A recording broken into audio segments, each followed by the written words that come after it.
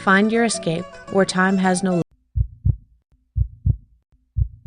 The views and opinions expressed by tonight's guest and topic of discussion do not necessarily represent the official policy or position of Spaced Out Radio, Spaced Out Saturdays or Sundays, SOR Media, its hosts, syndicated carriers, or anyone associated with this broadcast. Any rebroadcast, reproduction, or other use of this broadcast or podcast without the expressed written consent of SOR Media is strictly prohibited.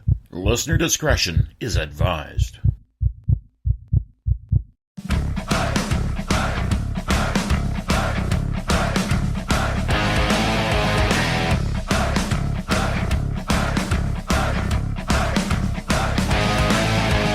Are you experienced? Then come own the night with us.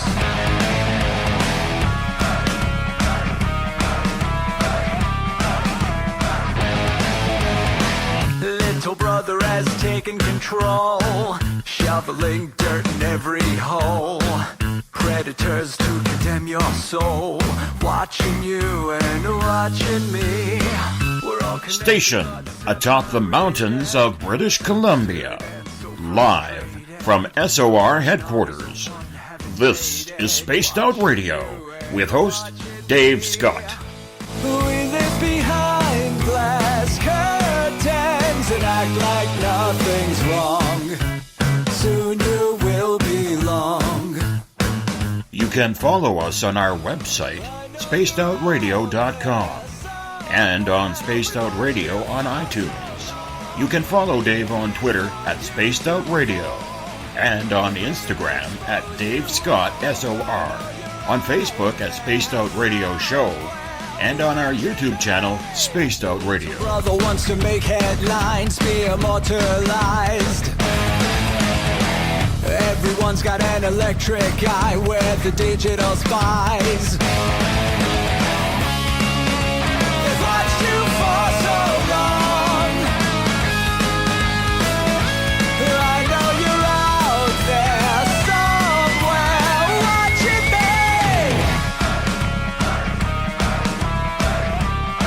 me. Buckle up, space travelers. It's time to go for a ride on Spaced Out Radio with host Dave Scott. I know you're out there somewhere. We've watched you for so long. Wait for you to fall. We'll expose you all. I know you're out there somewhere watching me. Little brother wants to make headlines, be immortalized. It's Thursday, July 19th, Friday, July 20th, if you're on the East Coast or across the pond. And this, my friends, is Spaced Out Radio. Hope you had a great day and night. I am your host, Dave Scott, broadcasting to you live from the Great White North on top of the mountains of central British Columbia, right here at SOR headquarters. We are 150,000 strong nightly on the SOR Radio Network and the Deep Talk Radio Network, and we welcome you to tonight's show. You can watch us on our YouTube channel if you want to check out our archives for free. It is youtube.com/Spaced Out Radio. Just do me the favor and hit that subscribe button. Our website, it's going to be making some changes coming up. It is spacedoutradio.com, where we have a plethora of features for you. You can rock out to Bumblefoot, shop at our store, read up on the encounter online, and so much more. I'm feeling a lot better tonight. I owe it all to you, the audience, after sending me and my family some much-needed love, some much-needed prayer, some much-needed thoughts.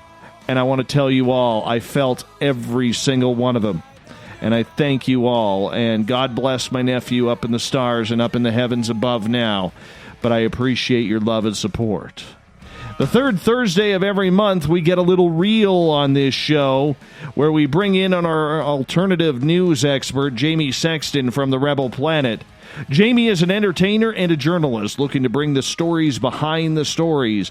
Reading between the lines is usually where the real information with anything is, and that's what Jamie does. Tonight we are getting into topics like mining, space, artificial intelligence, time travel, and more. Your questions are always wanted as well. Then in the bottom of the third hour, Everett Themer will be back with the strange news of the day on The Encounter. Jamie, my man, I want to say a big, heartfelt apology to you, my friend, because literally the next day after you were on the air with us in June, one of your best friends, Vinnie Paul from Pantera, Damage Plan, hell yeah, passed away from a massive heart attack, my friend, and I could feel your tears, and I know our audience could as well, and, you know, from all of us at Spaced Out Radio, I hope you were able to feel the love that we were trying to send your way, man, because we knew you were hurting. Absolutely, I really appreciate that, man. Yeah, it was a tough blow, but all the support from everywhere, really did help. And, all the concern for everyone around Vinny was really amazing. Yeah. And, as you know, because you and I have been talking, my 29-year-old nephew, Bryce, died yesterday. And found out a little bit more information about that.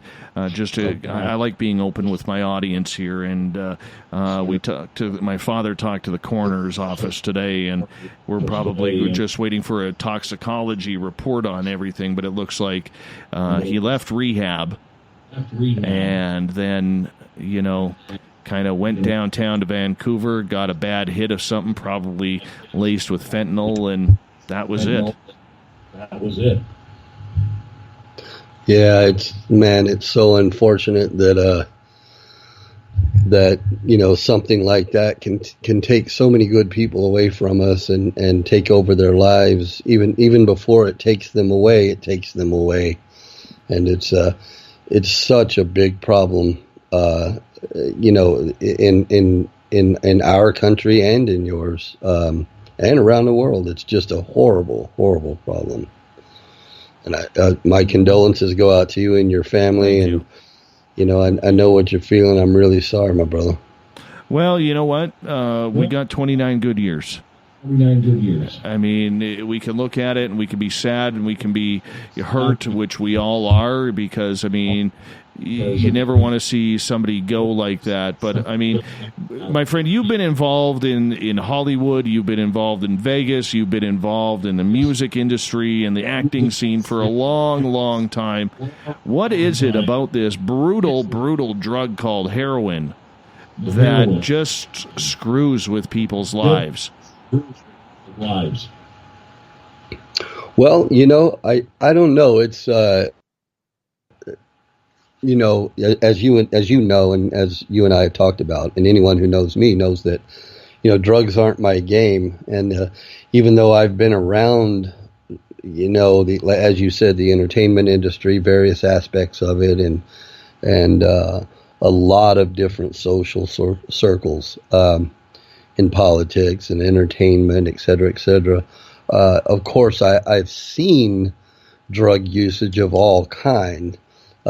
I've been exposed to it quite a bit, sometimes up close and personal, more than I would ever choose to, because, as a practice, I try to distance myself from those types of events if I know it's going on. And as much of a deliberate effort as I've made to do that in my life, even within the in the confines of my own lifestyle, it's still, you can find yourself, closer to it than you want to be. And what I've found with some of these drugs is that it's just, obviously there's the physical and chemical addiction to it. There's the mental addiction to some of it. And, of course, I'm speaking generally about all substance abuse right now, but there's also the social element, because one of the things that always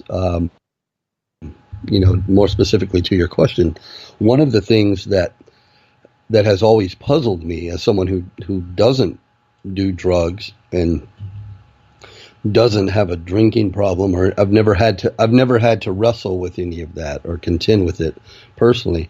But one of the things that's always puzzled me is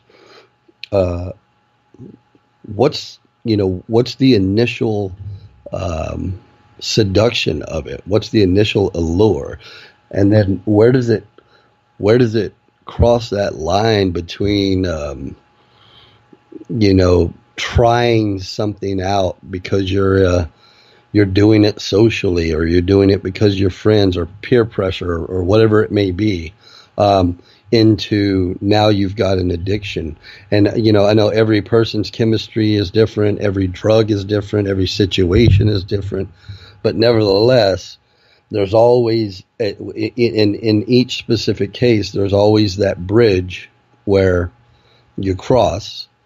And I've always been puzzled by that process,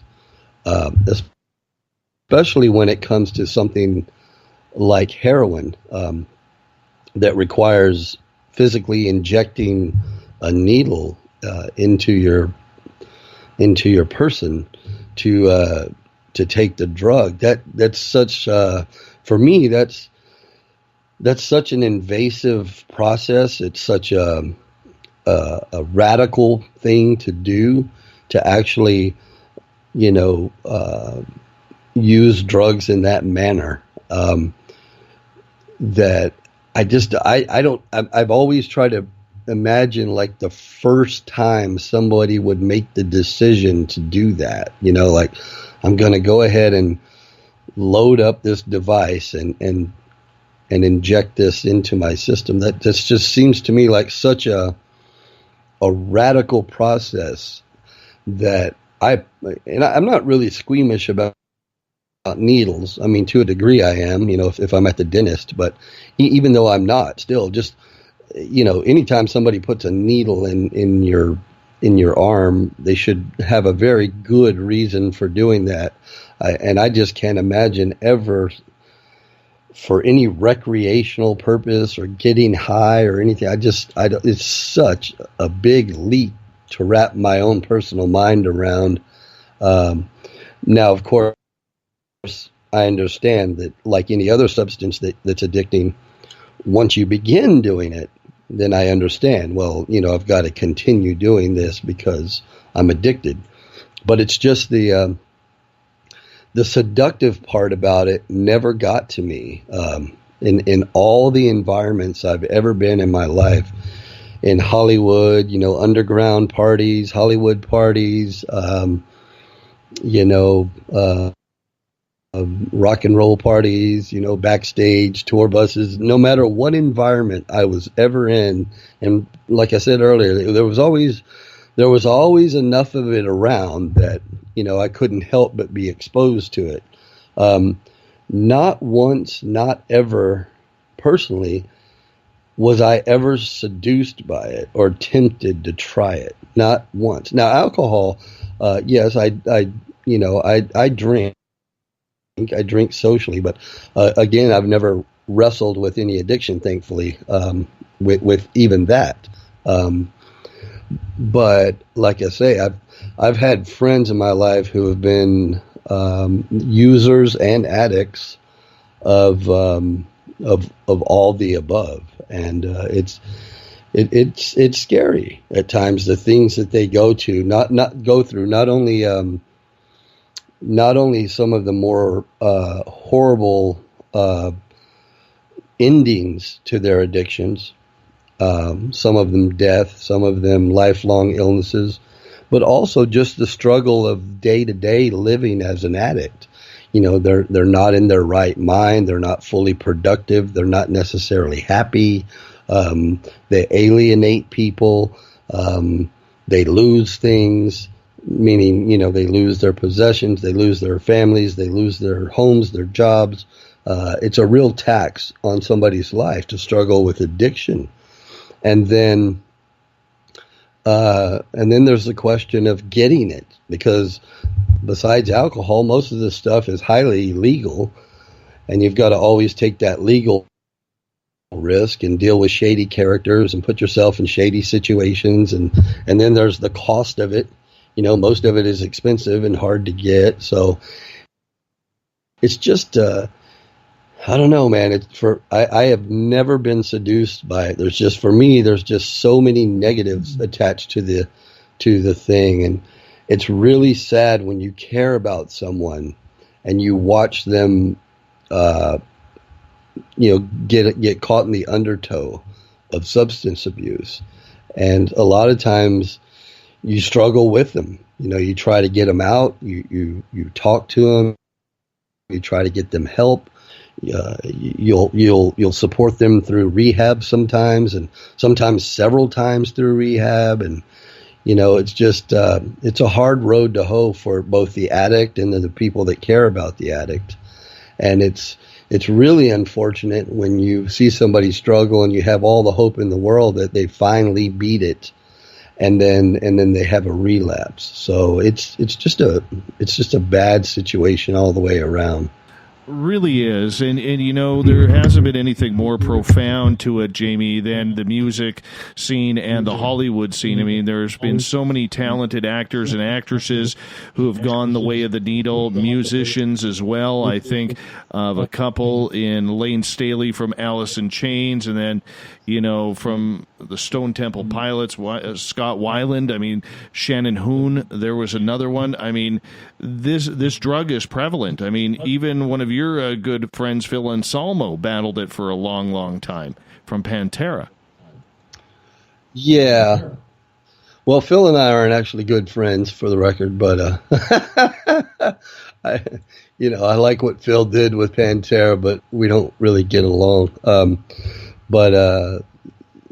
That's another story. But yeah, he did battle it. In fact, I think it's well known that his addictions may have contributed to problems in the band. That was widely reported back in the day. So yeah, I mean, like I said, it just takes its toll on everything, no matter what field of work you're in, whether it be the entertainment industry or if you've got some other type of job. You just can't have that monkey on your back and get anything done in life that you really want to get done.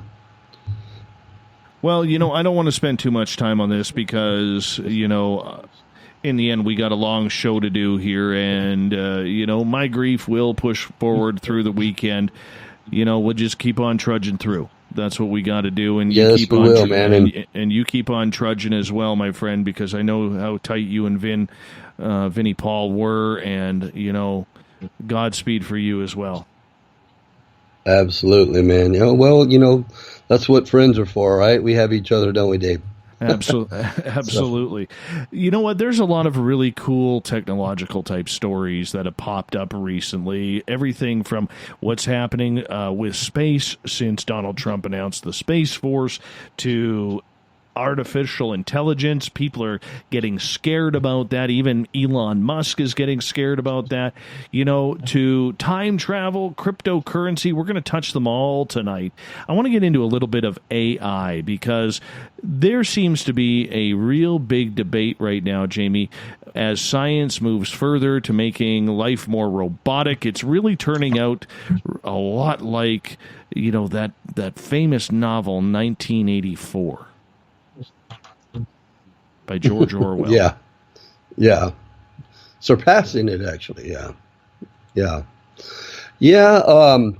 It is. And I don't think that, the funny part about that is that, the first time I ever heard of that novel and I first started hearing about those concepts and things, I was already into studying geopolitics and the New World Order and historical conspiracies and current government conspiracies and global conspiracies. So I was already sort of into that research and into that thought pattern before I even really became too familiar with 1984.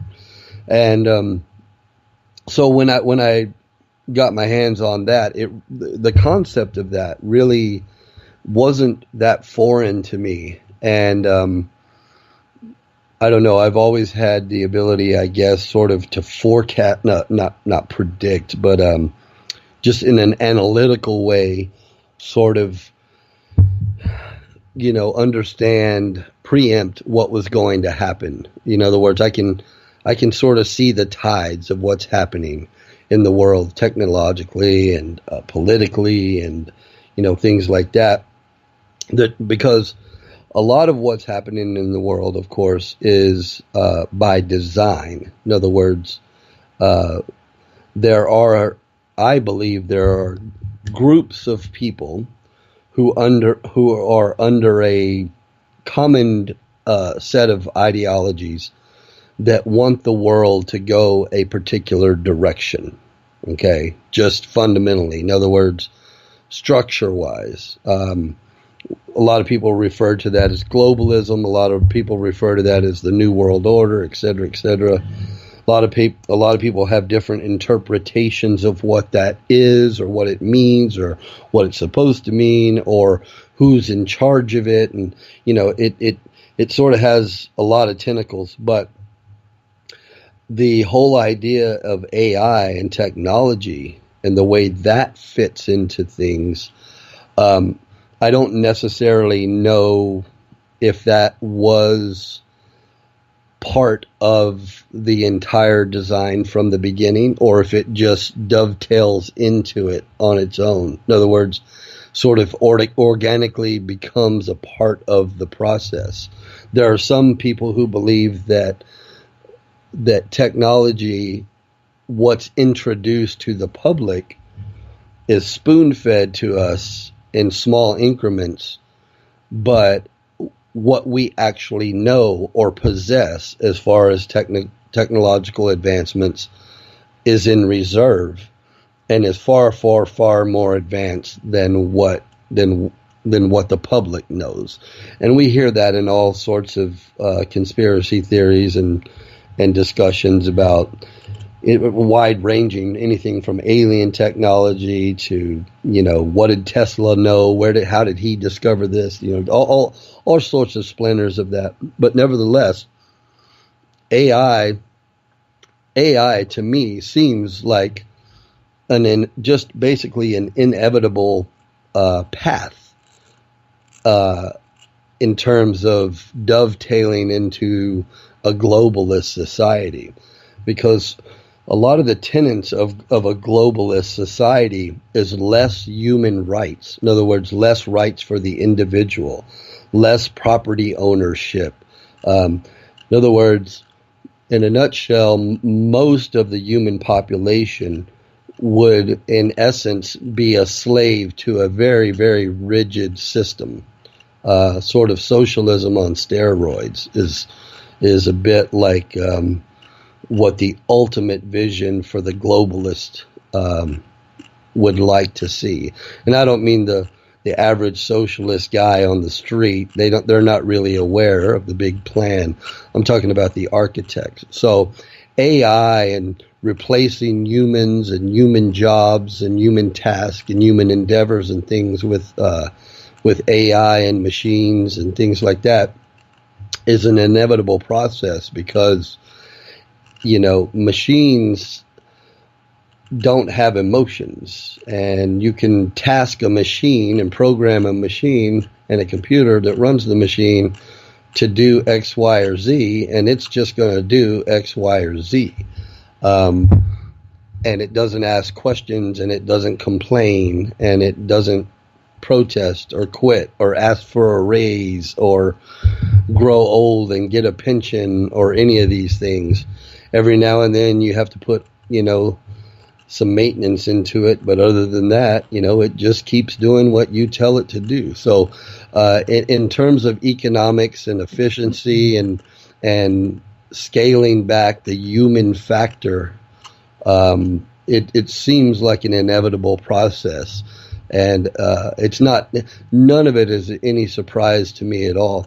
And like you mentioned, Elon Musk, I find his position on a lot of this interesting, because I've heard him several times speak about his concerns and the dangers of AI and yada, yada, yada. Yet, that's his field. Not directly, but all the things that he does involve some degree of AI and some degree of higher technology. So I find it peculiar that one of the guys that most relies on technology also condemns it, or at least heavily warns against it. It's like, well, you're warning us against it, but you're putting billions of dollars in it. So I think that speaks to, for me, and I was thinking about this today, I think that speaks to the idea that it's just inevitable. And we may, as humans, know the dangers in it. We may know the shortcomings of it, but we're probably not going to do anything to change it, alter it, stop it, or even slow it down. And because most of the time we enjoy the benefits of it. I mean, just like computers and cell phones and all these gadgets that we enjoy using every day. We can't wait to get our hands on the new and improved model as soon as it comes out. And, you know, we complain about being tracked everywhere we go and people spying on us and people being able to see what we do and blah, blah, blah, blah, blah. We complain about it, but we really don't do anything about it. Nobody does anything about it. We just roll along with it and go ahead and buy the device and use the programs. And so I just think it's an inevitable process, no matter how you slice it. I get that. I mean, you can't stop technological advancement. I mean, that's just nature in a technical way. I mean, we want to get better. We want to be able to solve these problems. We want to be able to have these advancements and enter that new frontier of space. Jamie, I'm going to get you to turn your speaker down a little bit. We're getting a bit of reverb there. I can hear myself quite a bit. How's that? Much better, thank you. But I mean, when we are looking at all of this, you know, technology, is this good for mankind? And is it one of those things where even with Elon Musk, for as much as he is doing to advance technology, the one thing he is saying is, you know, creating these human-like robots to take over jobs and to take over, you know, production lines and even as sexual companions, it's not good for the future of mankind. So there is a difference with what he is saying as well. Yeah, you know,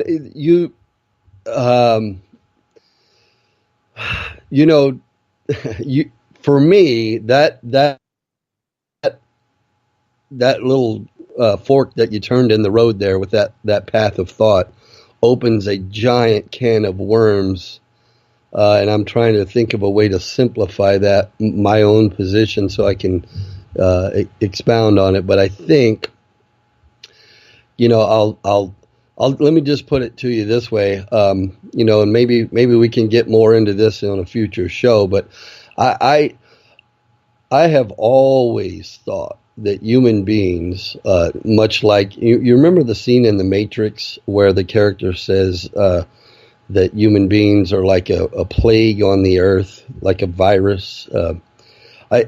That was such a profound statement, because it spoke to a thought that I've always sort of had, that humans just don't seem natural to me, to this planet.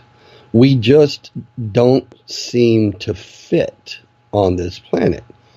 If you can imagine the world exactly like it is, the earth right now, exactly like it is, without human beings and everything that involves a human being. In other words, if with a snap of the fingers we were to disappear in all of our factories and our plastics and our roads and our cars. In other words, every single trace of human activity on Earth, past and present, were to just disappear, this planet would survive and operate as its own ecosystem very beautifully. It just sort of organically works the way it's supposed to work. We, as human beings, do not fit into that puzzle at all. Nothing about us, nothing about a human being. I mean, yes, we organically and biologically can survive off of the elements on the earth. We eat from the earth, we drink from the earth, we breathe the air from the earth. But aside from some of those basic fundamental biological things, nothing that we do really contributes or fits within the natural order of the earth. We pretty much destroy everything that we touch. And so for me, the technology thing, the question that you asked was, and the thought was, is this good for humanity? Well, I guess you'd have to look and I guess you'd have to answer the question, what is humanity first? In other words, what are we? Because there's one side of us that is a biological creature.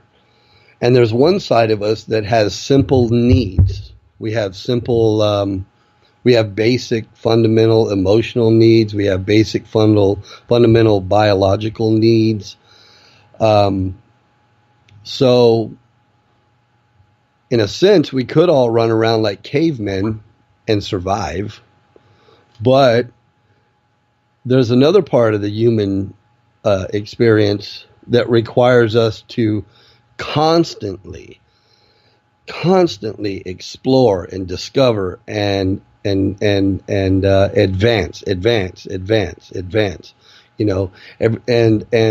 that seems to me to be so unnatural, that compulsion within the human being, that we get further and further and further away from the basic elements of what a human being is. And we're sort of growing into a more robotic state. As a human being, we're pinning ourselves into smaller and smaller and smaller boxes. Our houses are becoming smaller and smaller. Everything about our life gets squeezed down. Less freedoms, less land, less space. And we're also working ourselves out of jobs. We're working ourselves out of everything that is basic humanity and forcing ourselves into technological humanity. And eventually, we're going to squeeze ourselves out. We're not going to have a need for ourselves, if that makes any sense. In other words, what is the point of humanity if we're working towards robots? I mean, they're already inventing robots to be companions. That's so creepy to me that, you can order a robot to be your companion. And that's just so odd. That's so unhuman. So I don't know if that answers your question, but yeah, in the long run, the type of humanity that I romanticize, no, I wouldn't say that AI is good for humanity in my estimation. So how do you control the advancement with the fact that, there are all these exciting times? I mean, we're talking about rebreeding animals through AI technology, to bring back species that have been lost. The big one right now is in Australia with the thylacine, or the Tasmanian tiger. We're talking about mammoths in Russia, and potentially, even dinosaurs. I mean, I guess when I look at this, I mean, the first thing I think of, and I mean it kind of in a joking but not so joking sense, is 2 movies tell the entire story: Terminator and Jurassic Park. There are certain things that we just shouldn't mess with, and yet our curiosity takes us down that path. Right, and there's that dichotomy I was speaking about. Why human beings, to me, I think we're a contradiction unto ourselves. We are an enigma because, like I said, we're basically moving towards making ourselves extinct. And you're right. We do get excited. Even I do. I get excited about if somebody told me we can actually bring back dinosaurs, we can do this, we have the technology, I would be one of the first people to buy a ticket to go to Jurassic Park. Like, if there was such a thing, I would be excited to do it. But, that's my own hypocrisy at play, because I know better. I know that we probably shouldn't do that.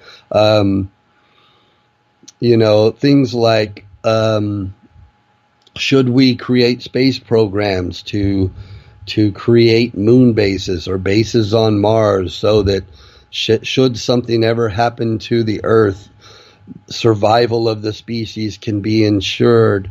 I don't know if that's something that we should be doing, but it's something that we will do. If we can do it, we will do it. And you use the analogy movies. You said, do movies tell the whole story? I think movies basically illustrate the human imagination.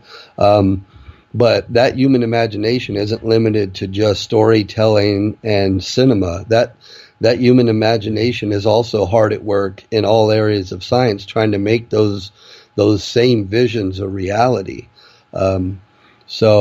Yeah, I mean, if the idea is out there, you can bet that someone's trying to do it. Why, though? Why do we have to continue to perfect society, which could eventually, 100 years, 500 years, 1,000 years, kill it off? Like, in your opinion, are the scientists of today looking towards tomorrow, or are they just excited about the advancements? Well, I think the scientists themselves as individuals are just generally, as far as their own personal motivation goes, they're just like the rest of us in the sense that they have curious minds, and they want to explore, and they want to discover, and they want to tinker, and they want to see dreams realized. It's part of the excitement and curiosity of that side of the human mind, to discover and advance and make things a reality. So scientists that actually study a particular field and develop skills in a certain way, and then in some way become engineers and engineer some of these things into reality, that's just that side of the human brain at work and at play. Now, there is another angle to that, which is the corporate angle, which is,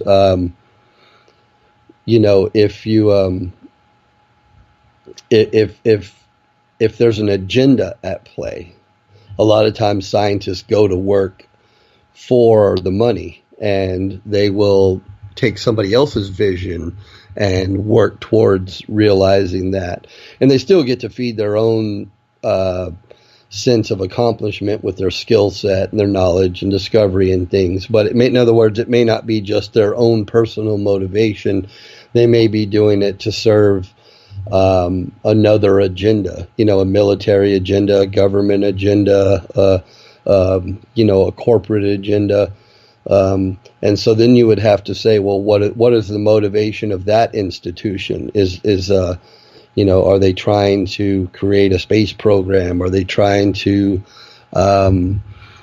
build moon bases or satellite. You know, there's tentacles to it, but the human spirit and the way our minds work is always serving that curiosity and always advancing. And even if you're fully aware of the dangers of it, you're probably going to do it anyway. In other words, the Jurassic Park. And it's funny when you watch these movies like Jurassic Park and Terminator and stuff. You watch those movies, and the warnings are in the movies too. You know, the warnings were in Jurassic Park, whether we shouldn't be doing that, we shouldn't be doing that, and then they go ahead and they do it anyway, which is exactly what humans would do. And then we see the repercussions of it. You know, something goes wrong. And we think, well, that just makes good drama. No, that's usually the way it goes. I mean, we understand our own fallibility, you know, but yet we do it anyway. So, like I said early on, I think all of this is just inevitable. And you know, you were right to put such a large margin on the timetable, 100 years, 500 years, 1,000. We don't know. We don't know the exponential growth of things. We don't know how much technology is actually hidden from us. We don't know what direction it may turn or what discoveries we may make. So it's hard to really even know how much will happen within our own lifetimes and what will be the repercussions of that. But ultimately, you know, as exciting as some of these things are to the imagination, to me, I don't feel that it actually rewards the human side, the human experience. I think it leaves a lot of us hollow. You know, it's just like Facebook or any of these other social media things that we spend a great deal of time on, the average human being. And we think that we're socializing. And in a way we are. But for some reason, it's just not enough. It's almost like a placebo in a way. You know, somebody could sit in front of their computer on Facebook for 6-7 hours a day and still feel very, very lonely because they really don't have any real human interaction. They're not really forging any genuine relationships. They're not really invested in each other's lives on a personal level. It's very impersonal. And so I think there's a little bit of a smoke and mirror sort of aspect to a lot of these technological experiences. It's much like playing a video game. You know, people argue whether or not video games, for example, promote violence in children because they learn to desensitize themselves to violence. And I think there may be something to that. I don't necessarily think that those video games necessarily encourage violence, but I would necessarily be on board with the idea that they didn't desensitize you, because you know when you kill people in a video game over and over and over, and you can just push the reset button and that character pops up, including your own character, after being shot 40 times. Whether you know it or not, that does have some effect on the subconscious. It desensitizes you. Now, will those games compel somebody to go out and kill? I've never really necessarily been on board with that, and that's a whole other discussion.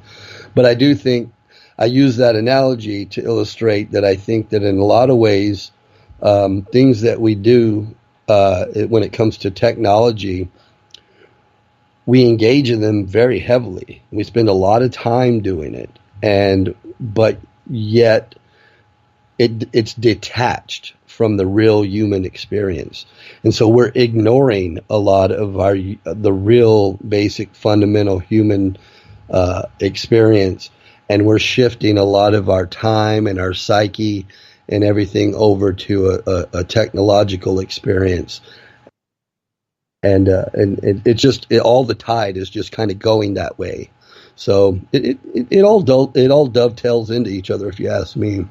Do you think at some point, though, there will have to be some sort of regulation authority that comes across to kind of, whether it's the UN or some governing world body on AI, just to make sure that no matter what happens or how far advanced these projects become and these robots become, that there is some law in there that says, we got to take care of mankind first rather than the robots? No, because in my estimation, the UN is not a good body. The UN, to me, is a very, very corrupt globalist body. And everything that I know about the UN, and, as a matter of fact, most governments, at least shadow governments, this is the exact direction they want to go. Less humans, less human rights, less individuality, less families. They like this. This is what they're all about, global control. So I don't think that they would regulate those things, to be perfectly honest with you. I think it would be up to mankind as individuals and collectively to fight against these things, but they won't. It won't happen. I think it's an inevitable thing, to be honest with you. I think the best that we could do is on an individual level, just sort of recognize some of these things and think about them, and just sort of realize that there is life outside of a computer. There is that life outside of a television even. There is life outside of anything that has to do with technology. Ride a bicycle, go canoeing, go fishing, take a hike, climb a mountain, go for a walk. There's a million things you can do to get in touch with, the basic, fundamental, natural side of being a human being. And when you do, you get a whole lot of clarity. And but most people are too busy and they're too addicted to their technology to really cut away and appreciate that, which is really sad, especially kids. Kids spend an incredible amount of time on social media and playing video games and all these different devices. So many kids nowadays are being raised by technology. So I don't know. I don't really see a lot of hope for it. And to speak to your question, some of these governing bodies, especially like the UN, which I consider to be extremely corrupt, I don't think that they would regulate anything of the sort. I think, if anything, they would push for it. Well, it is an interesting topic nonetheless, because I do think that at some point there's going to have to be some sort of, even each and every country doing their own set of laws and guidelines in regards to this. Well, I think that I think when some of it becomes really threatening, you will see pockets of resistance with it. But like most things, when it comes to agendas, if it is part of the agenda, they do it in such a slow, methodical way. It's like that analogy the I've used before with the frog in the boiling pot. The boiling frog is the fable. You put the frog in the boiling water and you slowly turn up the heat. And at first he doesn't realize that he's in danger. And he doesn't even realize he's in danger until it's too late. And with most things that swallow up humanity, whether it's giving up our individual freedoms and our rights and our liberties, or letting anything happen, domestically, globally, or anything else, we sort of become very apathetic about it or blinded to it. And the media has a lot to do with that, and politics have a lot to do with it, because they don't want you to know. They don't want you to know that you're not paying attention to yourself. They don't want you to know that you're not paying attention to your family.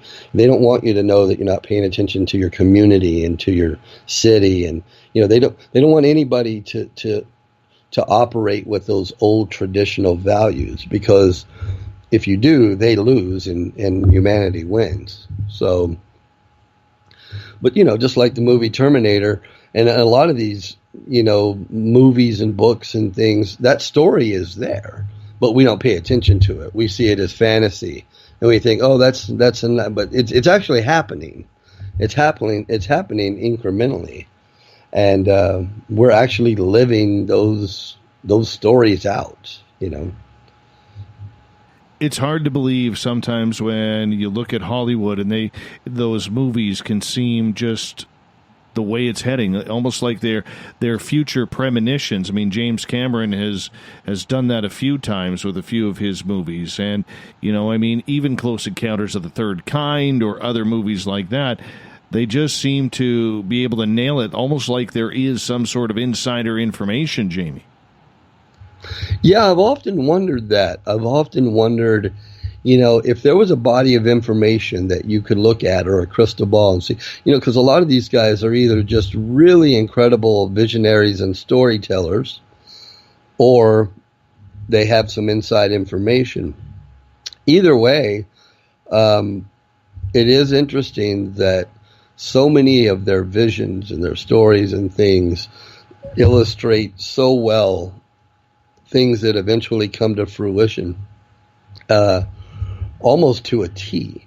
And they don't just show you the technical aspects of how these things unfold. They also illustrate quite well the human effect and the emotional effect, and how it takes a toll on humanity, and the sacrifices that we make. And they include all of that. Those really good stories, they include all that stuff. But again, most people watch that and they get touched by it, but they don't really learn. I think because there's a disconnect. They don't see that happening in their world today. So they don't believe that that's a real threat or something that we need to be concerned about. You know what I mean? I can see that. It makes me wonder, though, man. We got about 4 minutes before we got to go to break. But, I mean, it just makes me wonder where they're getting this information. I mean, it's kind of like Steven Spielberg was told by Ronald Reagan after viewing E.T. privately in the movie room at the White House, saying, you don't know how real this movie actually is. And little snippets like that. I mean, it's just weird, man. It's weird with Terminator. It's weird with, the book 1984. I don't know. Maybe I'm reaching here. Maybe I'm reaching on a subject. But, if you're in one of the chat rooms or on Twitter, have you thought about this? Or do you think it's just completely coincidence? I don't know. I really don't know. But, I mean, let's turn the flip side here, Jamie. I mean, we don't want to make it all sound negative. What do you see the benefit of this push towards AI is? Well, if your inclination is to go with the technology and ride that out, there are some exciting things. As I mentioned earlier, I would, even myself being aware of these things, would be a hypocrite if I didn't say that I'm curious and I'm interested to know where this technology can go. I'm interested in what these secrets are, because my feeling is that if this technology is in reserve, then we got it from somewhere. That's the way I look at it. And that's my that's ultimately what I want to know. I want to know what else is out there. And I guess that may go hand in hand with my earlier premise, is that we may not be of this earth. In other words, human beings, I've always thought that human beings most likely are a hybrid of something organic from this planet and something else that's not from this planet. And so there's a part of I think there's a part of the human mind that always wants to know, where is home? Where did we come from? there's something we're not being told. What's the other side of our story? What is the other side of our story? Because we could look at the earthly side of our story and understand the parts of us that do fit here. But we don't understand the parts that don't. And we're constantly in search of that. And so I'm just like anyone else. I think that, anytime we can explore those ideas and get closer to truth, closer to where this thing takes us, that is exciting in itself. It really is. And I think the part of that that's exciting is just getting closer and closer to knowing something that may have been hidden from us. So I think devices are cool. A cell phone is cool, a computer is cool, but I think it's all leading somewhere. That's my instinct, is that it all leads somewhere, not just to new devices and things like that. I think it leads to untapped powers that we may have, untapped knowledge that we may have, truths about where we came from, all those sorts of things. So for me, I get excited, and if that part of me gets excited about that. So, there is some excitement in it for me. Jamie, I'm going to get you to hold on here as we are going to hop out on our first break of the night. When we come back, we're going to get into some other interesting topics. We're going to get into space mining. Is it even worth $1 trillion industry? Time travel. Crypto hijacked. Lots of interesting topics coming up with the Rebel Planet's Jamie Sexton, who comes into Spaced Out Radio the third Thursday. I was going to say Wednesday for some reason, but that's Mike Morin. Third Thursday of every month. And we will be right back with more of the Rebel Planet right after this. Find your escape where time has no limits. It's about living today and cherishing the heritage of yesterday. A spirit of adventure for what is new, with the nostalgia of the past. Your timepiece is a reflection of who you are. Life surrounded by beauty from the world around us to the soul within. EscapeWatches.com. There is no time like the present to enjoy your escape. Use promo code SMF2017 for your 20% discount today. The freedom to post what you want, when you want. That's the social media freedom you need. Social Media Freedom is the free app in your app store. No need to worry about going to jail or being shadow banned any longer. It's the freedom to say what you feel. The freedom to know Big Brother isn't watching. It's the way social media is supposed to be. Social Media Freedom. It's time to set yourself free. Download from your app store today. Coming September 28th to the 30th, it's our first annual Caribou Paracon, put on by Spaced Out Radio and the Canadian Society of Questers. 3 days of paranormal, supernatural, and spiritual knowledge in the beautiful 108 Mile Ranch, British Columbia. Tickets are $150 Canadian for the event, being held at the Spruce Hills Resort and Spa. Come watch our featured speaker, Grant Cameron, along with Lorian Fenton, David Weatherly, Ross Allison, and more. The Caribou Paracon, celebrating everything paranormal. Hi there, I'm Butch Witkowski, lead investigator with U4Cop. On the final Monday of every month, you can listen to me and host Dave Scott on Spaced Out Radio's Strange Days. We're going to get to the heart of the matter when it comes to what's happening out there. People are seeing and experiencing things from ET contact to Bigfoot, and I want to hear about it. Your experiences are what we investigators need to help solve these unknown mysteries. So tune in at spacedoutradio.com to the final Monday of every month from Butch Witkowski's Strange Days. Hi there, this is Tessa Nicole Thomas, and I'm going to take you for a ride every Sunday night on Spaced Out Sundays. I'm going to set up your week with some strange tales from across North America, from psychic readings, Sasquatch, UFOs, to the most haunted locations. Come join me at spacedoutradio.com starting at 9 p.m. Pacific, midnight Eastern, and let's get weird together. I'd love for you to join me. Spaced Out Sundays at spacedoutradio.com. There's news, and there's The Encounter. This is Spaced Out Radio News Director Everett Thiemer inviting you to check out The Encounter.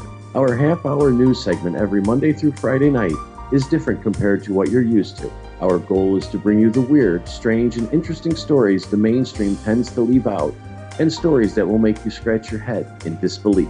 The Encounter can also be found at spacedoutradio.com and on our Facebook page, SOR The Encounter. Come give us a read. We're bringing scientific thought to the paranormal. Hi there, this is Spaced Out Radio scientist Chris Cogswell. Join me, Chris Zuger, and Dave Scott the second Wednesday of every month, where we break down the who from the woo when it comes to everything paranormal. We'll investigate and try to bring sensible answers to those straight and sometimes outlandish questions people have. Hey, not everything has an answer, but we'll do our best. Listen in to Reality Paranormal only on Spaced Out Radio.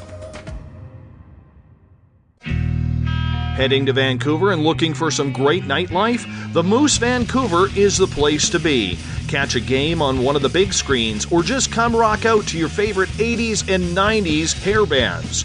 Great food starting at $6.95. The Moose Vancouver is open until 2 a.m. nightly. It's easy to find near the corner of Nelson and Granville. The Moose Vancouver is the official rocking bar of Spaced Out Radio. Are you interested in advertising on Spaced Out Radio? Head to our website at spacedoutradio.com and click on our advertising tab. There, you will find an assortment of ways you can get your product out there with us, from radio commercials to banners and social media. Have a product you like our hosts to endorse? We can do that too. Visit spacedoutradio.com for more details. Do you want to know what's really going on in your world? Do you have questions about who you can trust in the mainstream media? Then look no further than the Rebel Planet. Come get the straight answers right here at spacedoutradio.com. Join me, Jamie Sexton, creator of Rebel Planet News, as I fill you in on the stories behind the stories. All you truth seekers, be sure to tune in to Rebel Planet on spacedoutradio.com the third Thursday of every month. Visit purpleplates.com today. For over 40 years, the Purple Energy Plates have been delivering amazing results for their many customers. Inspired by the great genius Nikola Tesla, the harmony, healing, and energetic effects of the plates have proven over and over to be beneficial and often miraculous to thousands of customers. Check their site for daily specials and choose from their many energy products. You won't be sorry. Visit them today at purpleplates.com. So, you love talk radio? Then you'll love TalkStreamLive.com. TalkStream Live is always on, 24/7, with the best streaming talk shows. Find your favorite talkers and discover some new ones. It's free, readily available online or on mobile with any smartphone or tablet. Finding your favorite talk shows all in one place has gotten a whole lot easier. Just go to TalkStreamLive.com. Be sure to download the free apps from Google Play or the iTunes App Store.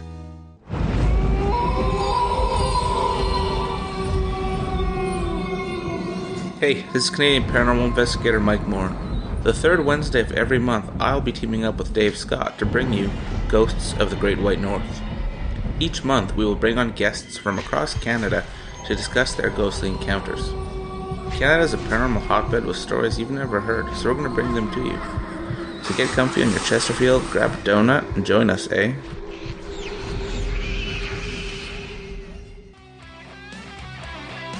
The views and opinions expressed by tonight's guest and topic of discussion do not necessarily represent the official policy or position of Spaced Out Radio, Spaced Out Weekend, Spaced Out Radio Limited, its hosts, syndicated carriers, or anyone associated with this broadcast. Would you like to connect with us? Head to spacedoutradio.com for all your latest show info. And hit us up on Twitter using the hashtag SpacedOutRadio. Now, back to Dave Scott and SOR. Welcome back to the second hour of Spaced Out Radio tonight. I am your host, Dave Scott. Thanks for being with us. Tomorrow night on the program, Keith Linder is here. You may not recognize the name, but he talks to us about owning the Bothell Hell House in Washington State. We get going at 9 p.m. Pacific, midnight Eastern at spacedoutradio.com. We welcome back everyone listening in on the SOR Radio Network and Deep Talk Radio. And don't forget, you can check out our archives for free at youtube.com/spacedoutradio. Do me a favor, hit that subscribe button. Bill Cardwell has set the password for tonight in the SOR Space Travelers Club. Xanthocyanopsy. Xanthocyanopsy is your password. Make sure you use it wisely, Space Travelers, as Bill sets a password each and every night right here on the mighty SOR. Our website is spacedoutradio.com, where we have a plethora of features for you. You can rock out to Bumblefoot, shop at our Spaced Out Radio store, read up on the encounter online, and so much more. The third Thursday of every month, we have Jamie Sexton from the Rebel Planet coming in to talk all things alternative when it comes to the news, what's good for the planet, what is not, the weird, the strange, you name it. Jamie talks about it. Jamie, welcome back. Thank you, sir. Good to be back. I'll get you to turn your speaker back down again, my friend. You got it.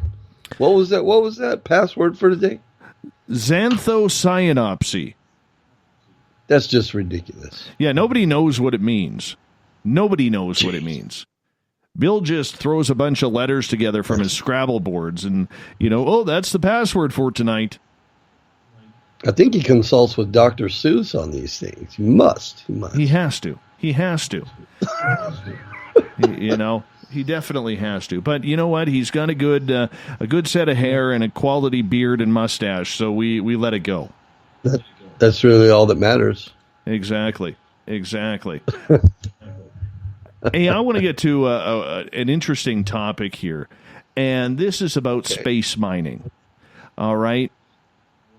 The space race, and ever since, Donald Trump announced the Space Force, we've been looking up to the stars a little bit more than what we normally have. For the last couple of years, we've seen people like Jeff Bezos, Elon Musk, and others talk about space tourism, maybe putting, hotels on the moon or something along those lines. But now we're actually talking about a potential $1 trillion industry about mining asteroids. Literally, if this was able to be possible, it could turn everyone on Earth into multi-billionaires, but we also know that's not really how it works. Do you think this is something that we should be, I don't want to use the term wasting our time on, but something that we should even be focusing on when there are so many different issues on this planet itself? No, if you're asking me personally, my personal opinion, no. I mean, just from an off-the-cuff answer, no. I don't think there's a resource, in my estimation, that we know that we necessarily can mine from asteroids in any time in the near future that would be beneficial to us, that would be both economically feasible or environmentally feasible. It just doesn't seem like anything we should be engaging in.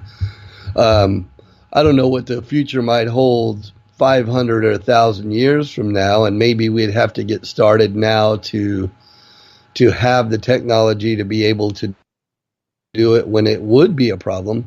Maybe that's the thinking process, but right now, it would seem like such an incredibly expensive and monumental task to do that.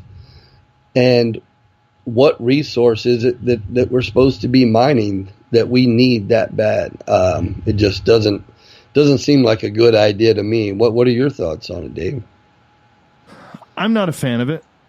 I can understand the love and admiration and the want to explore the universe. I totally get that. And I can see, how exciting. I mean, much like you said with if we were able to clone dinosaurs, you'd be one of the first people in line, wanting to go to check out all of these dinosaurs at some sort of Jurassic Park type event. I'm the same way with the moon. If they put some sort of hotel on the moon, I would love to go. Absolutely, I would love to go. However, yeah, no doubt. When I look at it, all right, I'm trying to figure out the benefit to mankind by mining asteroids. Never mind the expense. But when we have a pretty damn good planet here that we can barely take care of, you know, when you have a garbage pile the size of the state of Texas floating in the Pacific Ocean, that's a problem. That's a big problem. You know, whether you believe in global warming or not, I mean, I'm not trying to turn this into a big environmental issue, but we have so many issues on this planet that we cannot control ourselves. What the hell makes us think that it's going to be any better if we all team up and go to the glory days of space? I agree. And, you know, a lot of times when these types of things are proposed, you know, on a larger scale, any time anything in space is proposed by a government or a collection of governments, I always look at it with a suspicious eye, same as I do anything that happens militarily with a government or a collection of governments. I always question, are they telling us the true motivation? Why they want to spend billions and billions, if not trillions of dollars in this particular area. Because we know that governments lie. So, you know, if someone says, well, we would like to mine a resource and everybody benefits from it. Well, you know, oh, great. Yeah. Well, that sounds good. Yeah. You know, well, let's spend trillions on something that we need, you know, then everybody sort of, you know, unwittingly signs off on it, you know, one way or another, because it's something we supposedly need. In other words, it sounds like a good idea. A lot of times, like these wars that we get involved in sound like a good idea.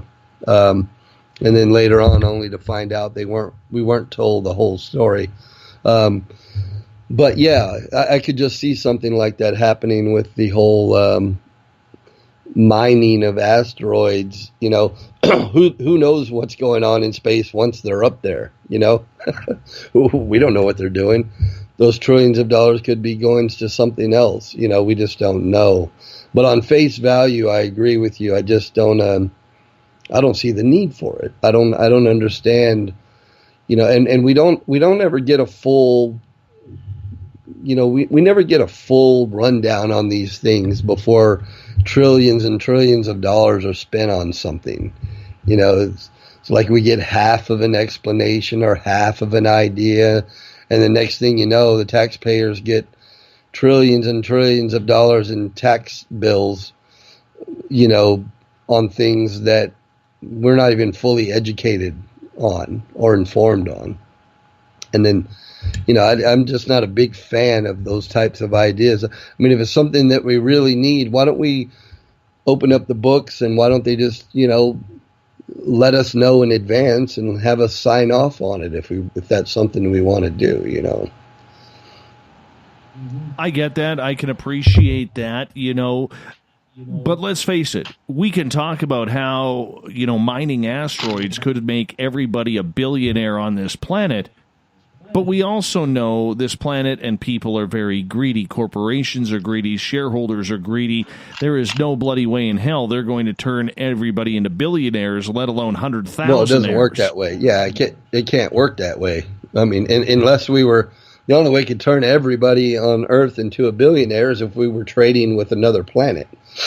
Because no matter what commodity you have, you still have to work that commodity into a working system already. And within any system, you have winners and losers.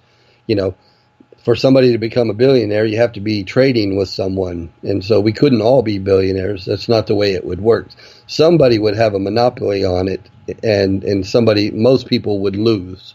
That's basically it. If it truly was about mining something, it would just be another vehicle for winners and losers, is basically what it would come to. I would be more interested to know what it is exactly we're mining and what for and who's going to own it and that sort of thing. On face value, it just seems like a really silly idea.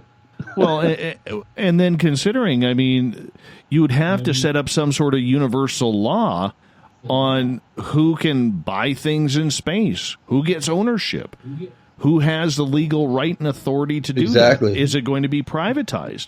I mean, there is a whole different set of laws that would have to be created.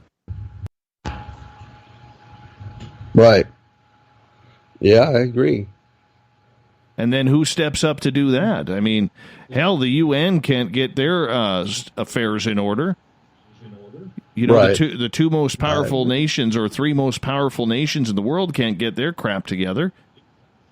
You know, you got a mess in the Middle East for oil. I mean, it's just ridiculous that we're even thinking about this or wanting to spend trillions of dollars to get trillions of dollars.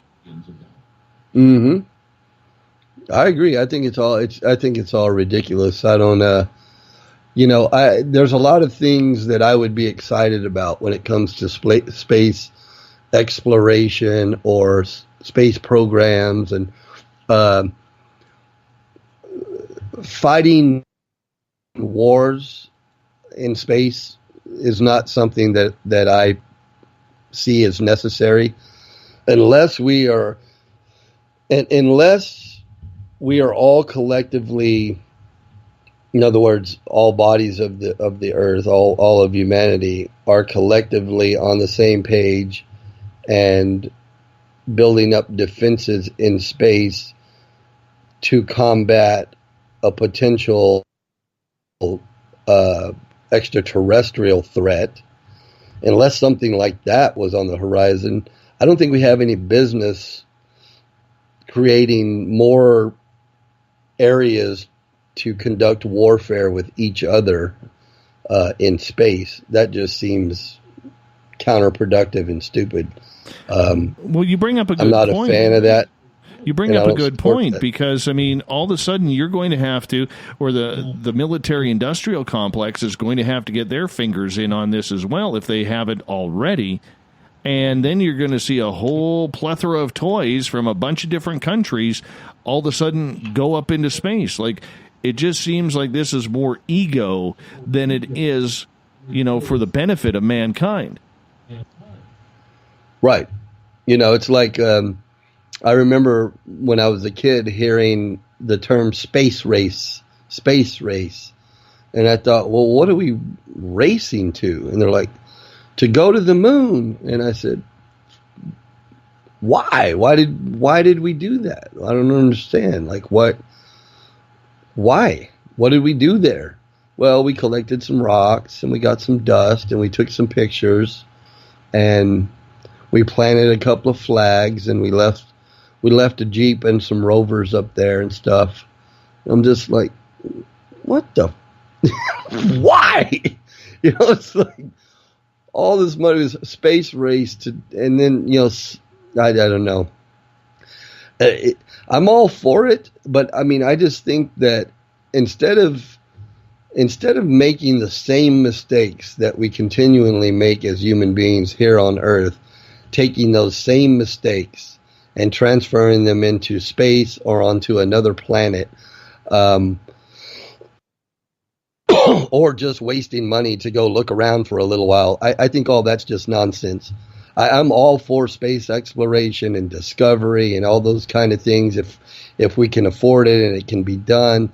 But, I think we have to work that into our budget, and I think we have to work it into practical ideas that everybody's on board with. I'm not all about just supporting space programs for silly little reasons, And if they've got more important reasons that they aren't sharing with us, well, I'm not a fan of that either. I'd like to know what's going on. But the secrecy behind it, I mean, you bring up a whole kettle of fish. You open up there, with that comment, is the secrecy that goes on behind it. I mean, we already have. I mean, if I'm a U.S. taxpayer, like the majority of our audience is, I'm pissed off wondering what are all these black projects that we're spending multi-billions, if not trillions on, of taxpayers' money, yet we can't get water to Flint. We got veterans who can't get proper care. Right. Right. We don't take care of ourselves, yet we do all these really expensive, lofty things that we get taxed for. It leads the mind to wonder, well, do these programs even actually exist, or are we just getting taxed so other people can get rich, and then they say that we're doing these things? Did we really not go to the moon? Was the moon landing just filmed in a studio because it was a lot cheaper, yet we could go ahead and throw it on the taxpayers? Are we not really doing what we say in these wars everywhere, or is it just, you know what I mean? I mean, there's a whole lot that government can hide in these quote-unquote top-secret programs that we never get privy to. And I'm not a big fan of any of that whatsoever. I understand the need for some secrecy when it comes to matters of war. But, I think after a war, I think the books need to be opened wide up. They need to be opened up and let the people see why we did what we did, how much it cost, where every dollar went, why every decision was made, et cetera, et cetera. I mean, the governments, especially the U.S. government, and a lot of the Western governments, just sort of operate on their own little script, and the people, just eat cake. We're in the dark, we use terms like they. Well, they're going to tax you. They are going to do this. Who's they? Who are all these theys that are making decisions without us and spending taxpayer money and doing these programs that I don't know. So when it comes to mining asteroids, I don't get it. I'm not really sure that that's necessary. I'd need to see a whole lot more information before that makes any sense to me at all. I just don't get it.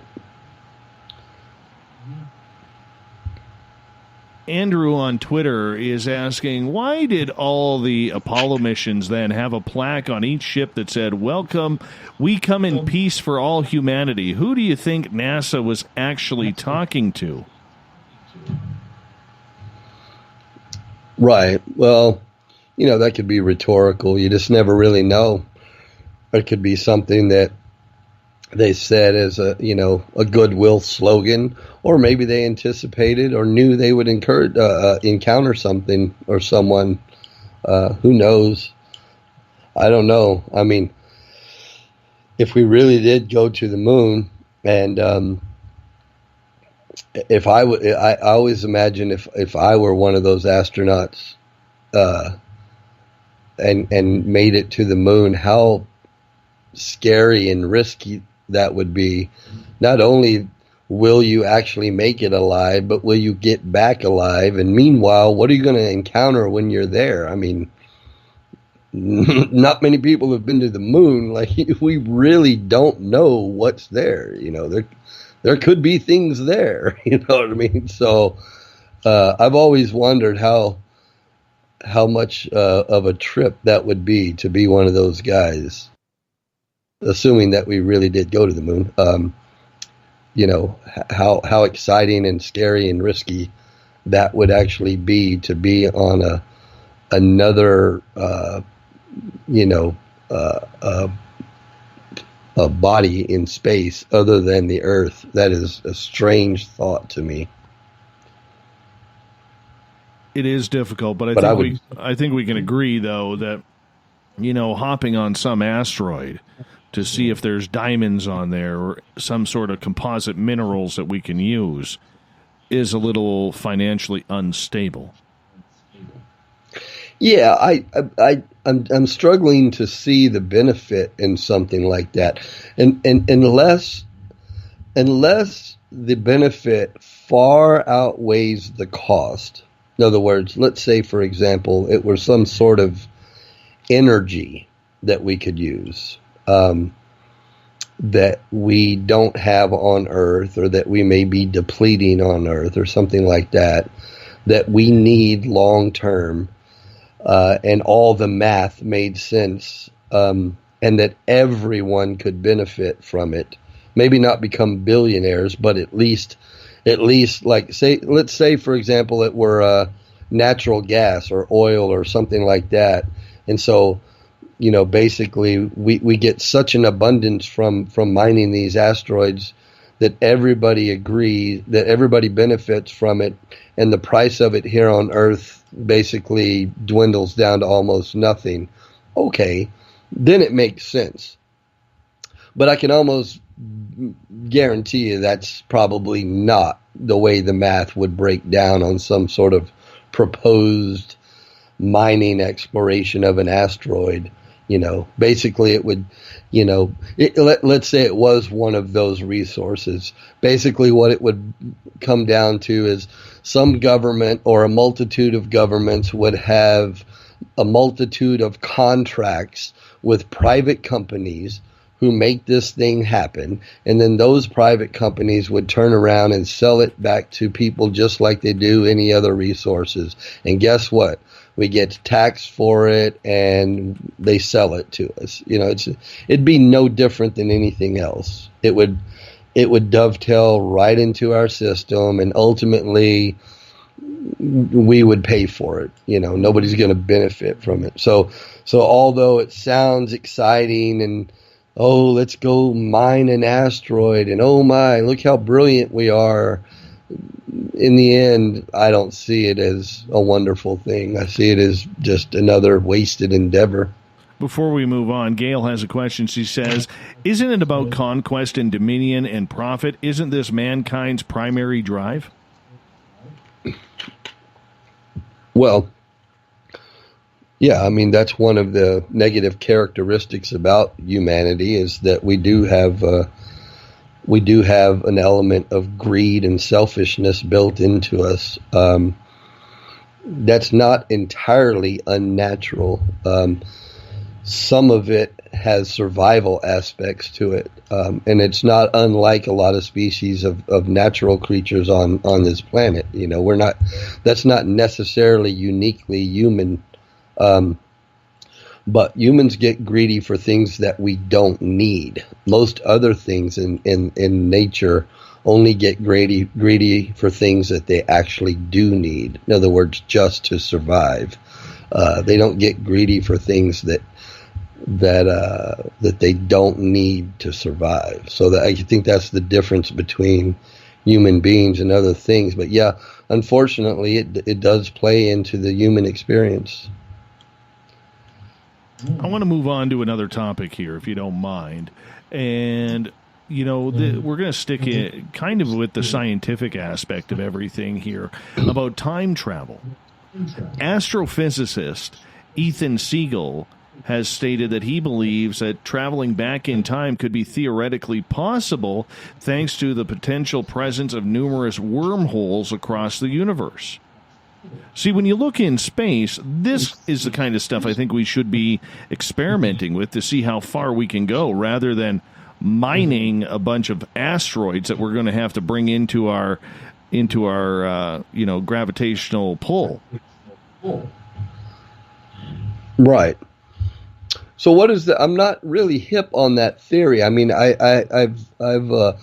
I've studied time travel and those different theories a bit, but I'm not hip on this new information you're referring to.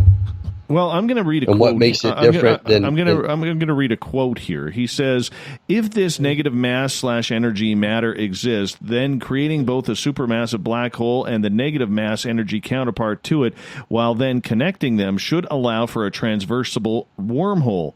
No matter how far apart you look at these connected objects from one another, if they had enough mass or energy of both positive and negative kind, the instantaneous connection would remain, basically saying that mankind could then use this almost like a jump room in order to time travel backwards to see what was going on.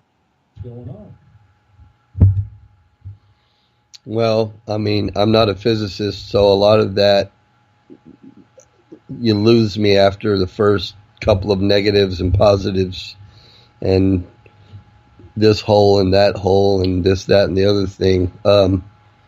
That's the problem with a lot of those. Let's simplify it. Do you think that we should be looking at things like time travel?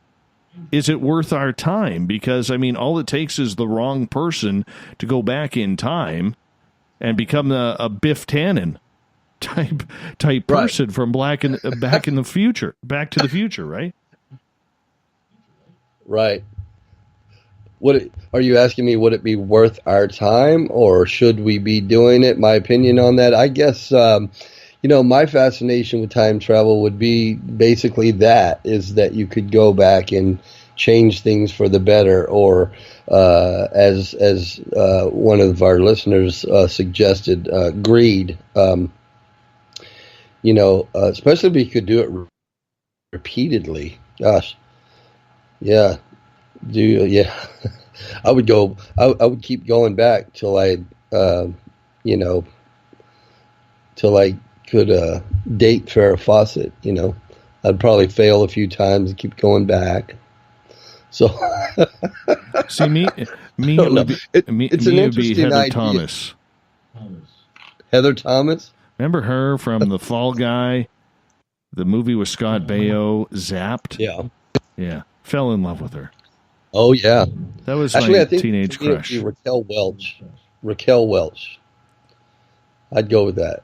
Yeah, but you're old. I'm not. I don't care how old you are. We're talking about being able to go back in time. So you go back in time and make it happen. You know what I'm saying? True. Marilyn Monroe. God, the potential is just endless.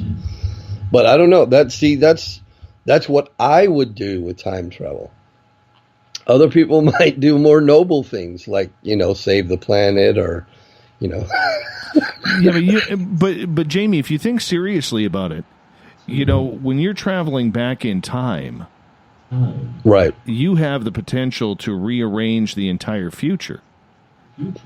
Right? Like, yeah, I mean, theoretically, sure. Yeah, you do. I mean, especially if you have foreknowledge. In other words, if all these wonderful things that other people have invented, you could go back before them and quote unquote invent them. And you could become Bill Gates or any of those guys. You could become Tesla, because you already have the knowledge and you're just going back. So, which I've heard people say could be the case with some of those guys. Maybe they had that technology already. So I don't know. Should we be looking into it? Well, sure, I guess. I don't think we should be taxed for it necessarily. I think that I don't think tax dollars should go to that sort of thing. Some people would be for it. Some people wouldn't be, for different reasons. Some people would have a moral dilemma with it. Some people just have an economics problem with it. But I'm sure there's collectively enough people out there interested in different things to fund those types of programs, including time travel and space travel and all those types of things. Asteroid mining, all this stuff.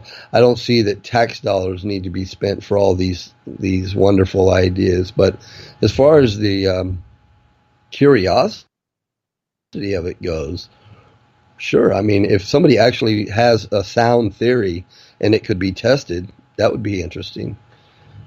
But I'm not a physicist. I've been hearing about time travel since I was able to walk and talk, and I've never seen any proof of it yet, personally.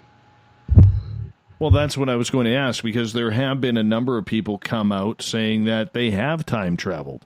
Andrew Bashago, the lawyer in Washington State, who said that he was a child chrononaut along with, Barack Obama. back in the day when he was still known as Barry Soetoro. There's a gentleman right now named Noah who says he comes from 2028. There's John Teeter. So there has been quite a few people who have come out and claimed that time travel is real, and they are doing it. Oh, yeah. And they are from the future. Do you think there is a possibility then that there are people from the future walking on our timeline right now? It'd be hard for me to know. And yes, I've heard all these stories. I listen to a lot of these shows and read a lot about it. And, it's a fascinating topic. I'm personally just not convinced of it.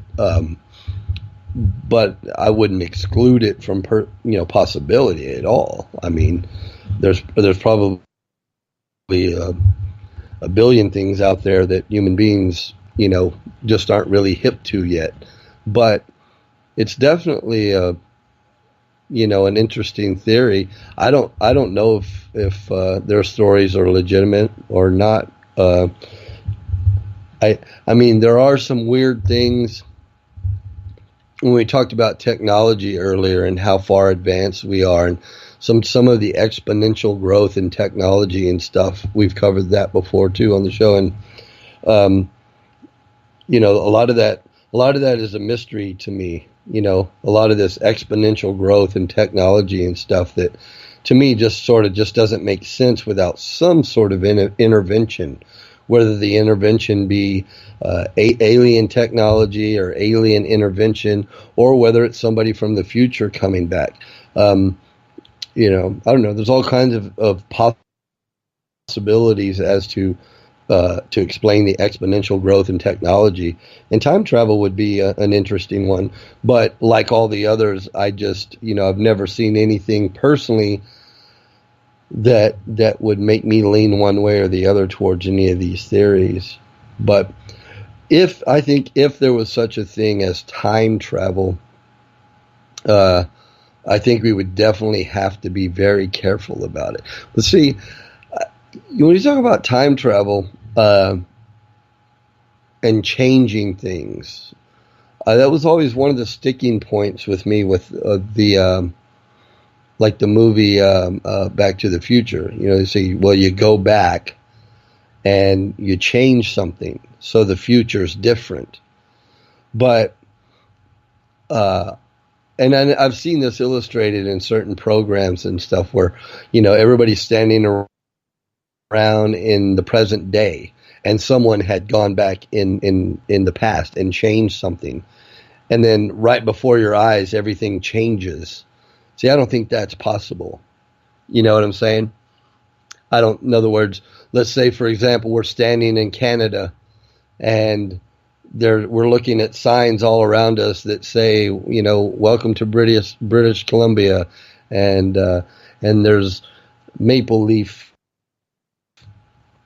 everywhere, and then all of a sudden somebody goes back in the past and changes something, and we look around, and now this doesn't say Canada anymore. Now we're in Russia or whatever. You know what I mean? Because everything's changed. I don't think that that's possible. So, then the idea comes up, well, it doesn't change in this dimension. It's another future. In other words, you see what I'm saying? In other words, you changed it in another dimension. So there's this idea of, which I know, a lot of your listeners are familiar with those theories, parallel dimensions. And so you don't go necessarily and change this reality, but you change the reality for a parallel dimension. So I don't know. The possibilities in those kinds of theories is endless. And how we ever figure it out, I don't know. But I definitely wouldn't want to spend tax dollars on it. I wouldn't want to do that. We got a big argument happening in the chat room right now. B. Arthur is saying Heather Thomas was on The Fall Guy. I thought that was Heather Locklear. No, Heather Locklear. She's right. No, she's not. Heather Thomas was on The Fall Guy. Yes, she is. Heather Locklear was on that cop show with William T.J. Shatner. Hooker. That's what she just said. T.J. Hooker, yeah. But not The Fall Guy. Yeah. Heather Thomas was The Fall Guy. Okay. Yeah. I thought she said T.J. Hooker. No. Yeah. Heather Locklear. Yeah. UFO Joe has a question for you in the chat room. He says, how would you decide what changes would actually make things better if time travel was possible?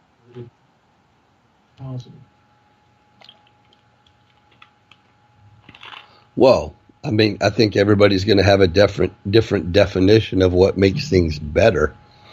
It depends on how you view the world. For example, if somebody could go back to the elections of 2016, some people might change that. Some people might not. Some people might go back to the Revolutionary War and change things. You know, it depends on the motivation of the individual, what makes things better. You know, and that works both in forward and reverse for humanity. You know, so that kind of power does come into question. You know, if there was such a thing as time travel, and if we actually could go back in time and change things, you know, your listener brings up a really valid point. Who gets to decide what gets changed? You know, that's monumental. You know, well, as Gail says in the chat room, you know, wouldn't anyone who had the opportunity, wouldn't they warn President Kennedy or told the workers in the Twin Towers to get out of the buildings now or not go to work that day? You know, I mean, there's a lot of ways that history could be changed. What about killing Adolf Hitler? Right. Basically. But then you have the butterfly effect, you know. So if you change one of those things, maybe all the others wouldn't have happened, you know. So it's a matter of, if there was such a thing as time travel, then you have to start deciding who's in charge of making these decisions and what changes are made, and you know, who votes on that. You know, it's tricky business. I don't know. The possibilities become endless, and then I think wars would be fought over what gets changed and what doesn't get changed. Well, I mean, that's another one. You know what I'm saying? That is another one in regards to the subject, because there's a lot of people who believe time travel is already possible, as we already mentioned.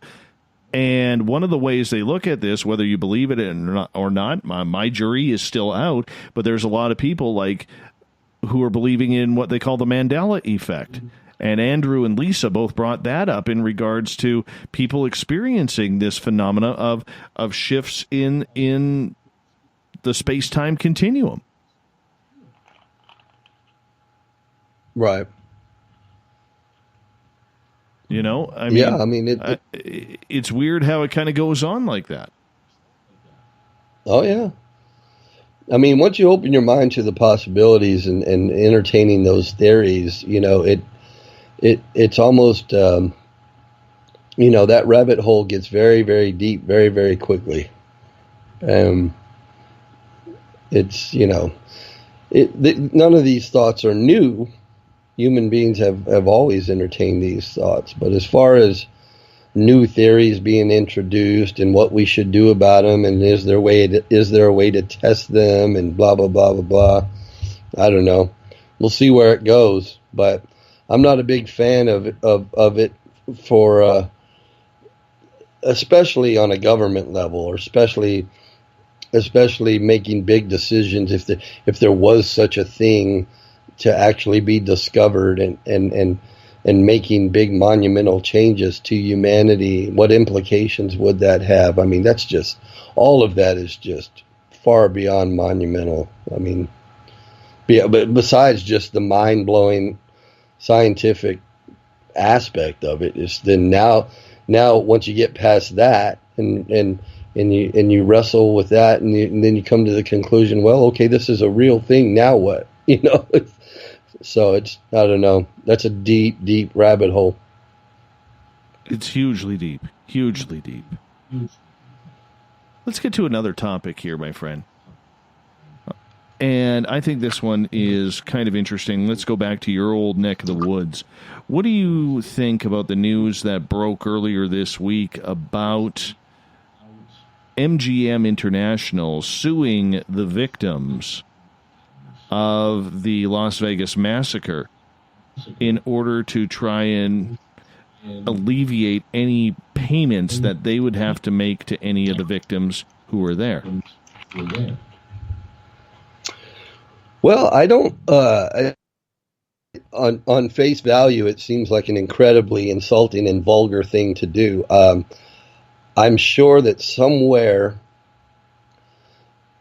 that is a legal maneuver that they were advised to take for a particular reason, and I'm sure it all has to do with monetary motivation. It may be a Hail Mary. In the sense that, first of all, Las Vegas has been suffering for quite a while now. It's been suffering because Las Vegas used to thrive and survive on gambling income, hotel reservations, and gambling. But more and more people are not going to Las Vegas to gamble. More and more people are traveling to Las Vegas over the past 10, 15, almost 20 years, more and more for the entertainment and nightlife that Vegas has to offer as opposed to the gambling. Now, is gambling still big? Of course it is. But one of the things that's affected gambling there is not only a shift in lack of interest of gambling over other activities, but also the fact that so many other casinos across the country, even in Canada, have opened up, and other places now have casinos to gamble. And so Las Vegas, Reno, Atlantic City, those places don't really have the lock on gambling anymore. So their gambling revenue has been affected drastically. And they knew this, and so over time they've been trying to, Vegas particularly has been trying to replace trying to offset that loss or that effect by bringing in more revenue through entertainment. Which they did quite effectively for a while, especially in the nightclub industry and things like that. And they still do. All of those cogs in the machine are still turning. But the nightlife is also suffering. And you see that because they're not paying the talent. And you know that I know all of the talent in Las Vegas. I mean, anybody who's anybody in Vegas is, all those performers are friends of mine. And close friends, we keep in contact very frequently, and collectively they have all expressed to me that the industry is hurting. They're not paying the talent, whether it be musicians or magicians or any of the other shows that go on there, comedians. All of them are being affected. They're not being paid what they used to be. Their contracts are weaker. They have less security in their contracts. Some of the entertainers that I know, major entertainers in Las Vegas, have jumped venues or lost their contracts and moved venue to venue to venue over the past just 5 years. Have had multiple venues. So a lot of it's financial, and if you go to Vegas now, you'll notice that even locals have to pay for parking. So if you go down, let's say I'm a Las Vegas local, and I go down to the MGM Resort or Caesars or anywhere I go in Vegas, I'm going to have to pay to park in their parking lot, and they didn't used to do that. And so when they got to the point of not paying their entertainers enough, charging the locals for parking, raising the price on drinks, giving less and less and less comp drinks. You used to be able to go to Vegas, and as long as you were gambling, you'd get comp drinks. That's the way it worked. There's less and less and less comp drinks, less comped buffets, all those things. So they're trying to make up for what they're losing in revenue. So a hotel like Mandalay Bay, whose property this occurred on, or at least the shooter was on their property. Obviously they're going to be concerned about things like lawsuits and their bottom line and how it's affecting everything and blah, blah, blah, blah, blah. So I'm sure that at some point they were advised legally to take this maneuver. I don't understand it. And ultimately, I think that it's a very bad decision. Not only is it insulting and in very poor taste for them to do that, it's very bad optics for them as well. So I don't think anyone's going to have a lot of sympathy for a property that tries to soothe victims of a tragedy like this. But if I had to guess, I would guess that it became a balancing act of which course to take for their bottom line, or how it affects them monetarily. Because I can't see an ethical reason for them to take that route. It just makes no sense to me at all. I've heard a little bit of their justification for it, a little bit of and it just doesn't wash with me. So. Mm-hmm. Do you see this move? Obviously, people who know the law, people who know the way these type of settlement-type suits will work, obviously have a game plan in hand, but this is an absolute media nightmare. Like, I'm already seeing people across social media saying, let's not stay at MGM or any MGM resorts anymore, as long as they are countersuing the victims of this. But on the flip side, if you look at it as a business decision, how much of this is actually Mandalay Bay's fault? Well, that's an opinion, of course. And just assuming that, let's assume we're just going to opine on this for the record. Nice use of the word opine there. We're going to go ahead. Yeah. And we're going to go ahead and assume that the story that the public was given about one shooter, Mr. Stephen Paddock, opened fire on the Route 91 concert down below. Let's assume that the official narrative is true while we opine. Mandalay Bay would be extremely responsible because regardless of how the cookie crumbles, they did not provide enough safety barriers in the chain of events to prevent something like this. So, how much responsibility do they have? I don't know. I mean,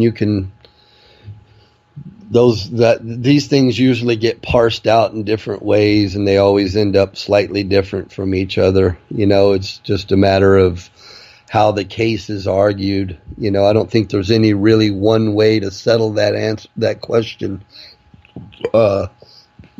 I mean, ultimately, if the official story is correct, the party to blame for shooting people is the person who decided to shoot people. End of story. That's just the way.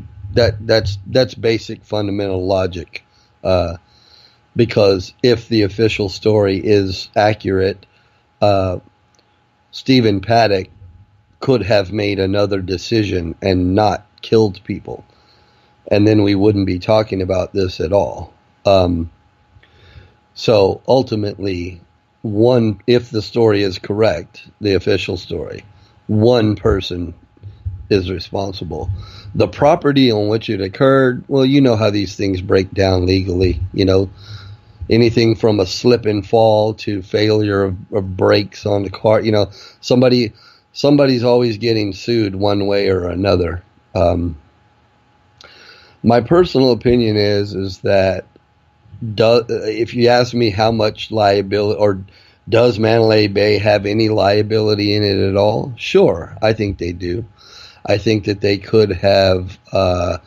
There's a few things in that story, the official narrative of how things went down, that they could have done better. There's a few things they could have done better, and then there's some things they can't control. But ultimately, it's going to be like anything else.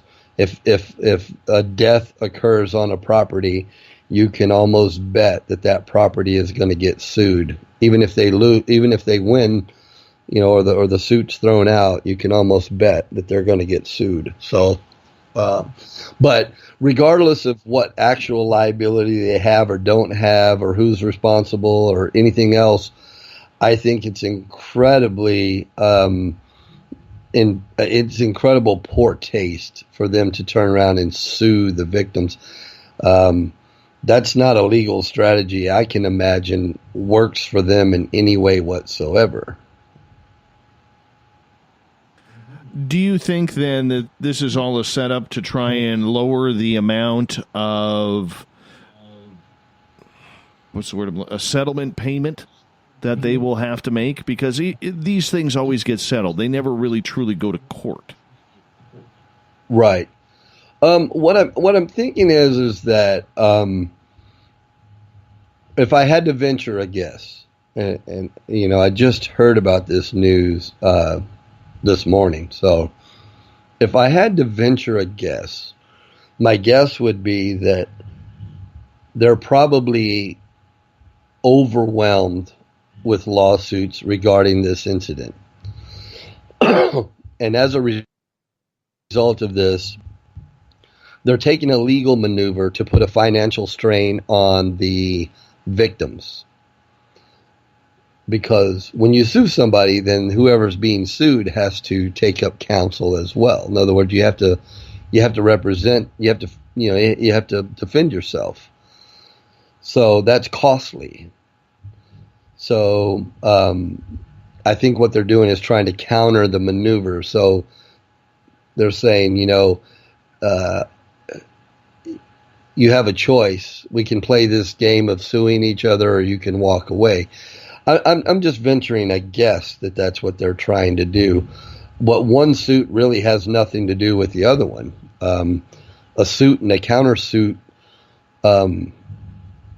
in a big situation like this, I doubt they're going to conflate those two cases and hear them at the same time. Exactly. Jamie, I'm gonna have to cut you off right there because we got to go to break. We can continue this right afterwards. Jamie Sexton from the Rebel Planet is here the third Thursday of every month, talking everything on the alternative news side of what you need to know. We'll be back with more The Rebel Planet and The Encounter with Everett Themer coming up after this. Are you tired of being blocked, shadow banned, or placed in jail for simply posting your thoughts on social media? Social Media Freedom can take care of that for you. Social Media Freedom is the newest and one of the best free new apps that allows you the freedom to post what you want when you want. It takes seconds to download from your app store. Come join the tribe at Social Media Freedom. It's time to set yourself free. The first annual Caribou Paracon is happening September 28th to 30th in the 108 Mile Ranch, British Columbia. Brought to you by the Canadian Society of Questers and Spaced Out Radio.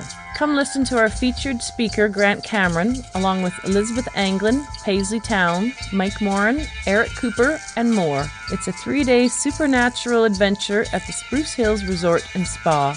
Tickets for the weekend are $150 Canadian. The Caribou Paracon, celebrating everything paranormal. A timepiece is a reflection of who you are, and what better way to show off the real you than with an Escape watch? Escape is a lifestyle brand accessorizing your days and nights. Choose to escape and create the life of discovery that you deserve. Dream, play, unite with your own personalized Escape watch. Head to escapewatches.com. There is no time like the present to enjoy your escape. Use promo code SMF2017 for your 20% discount today. Looking for a place to advertise at a very reasonable cost? Look no further than Spaced Out Radio.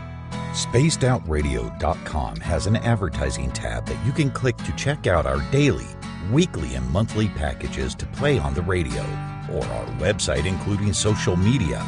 From commercial spots to banners, we have it all. Check out our competitive pricing today. Find yourself constantly looking up in the sky, looking for answers? Have you had extraterrestrial contact? Are you an abductee?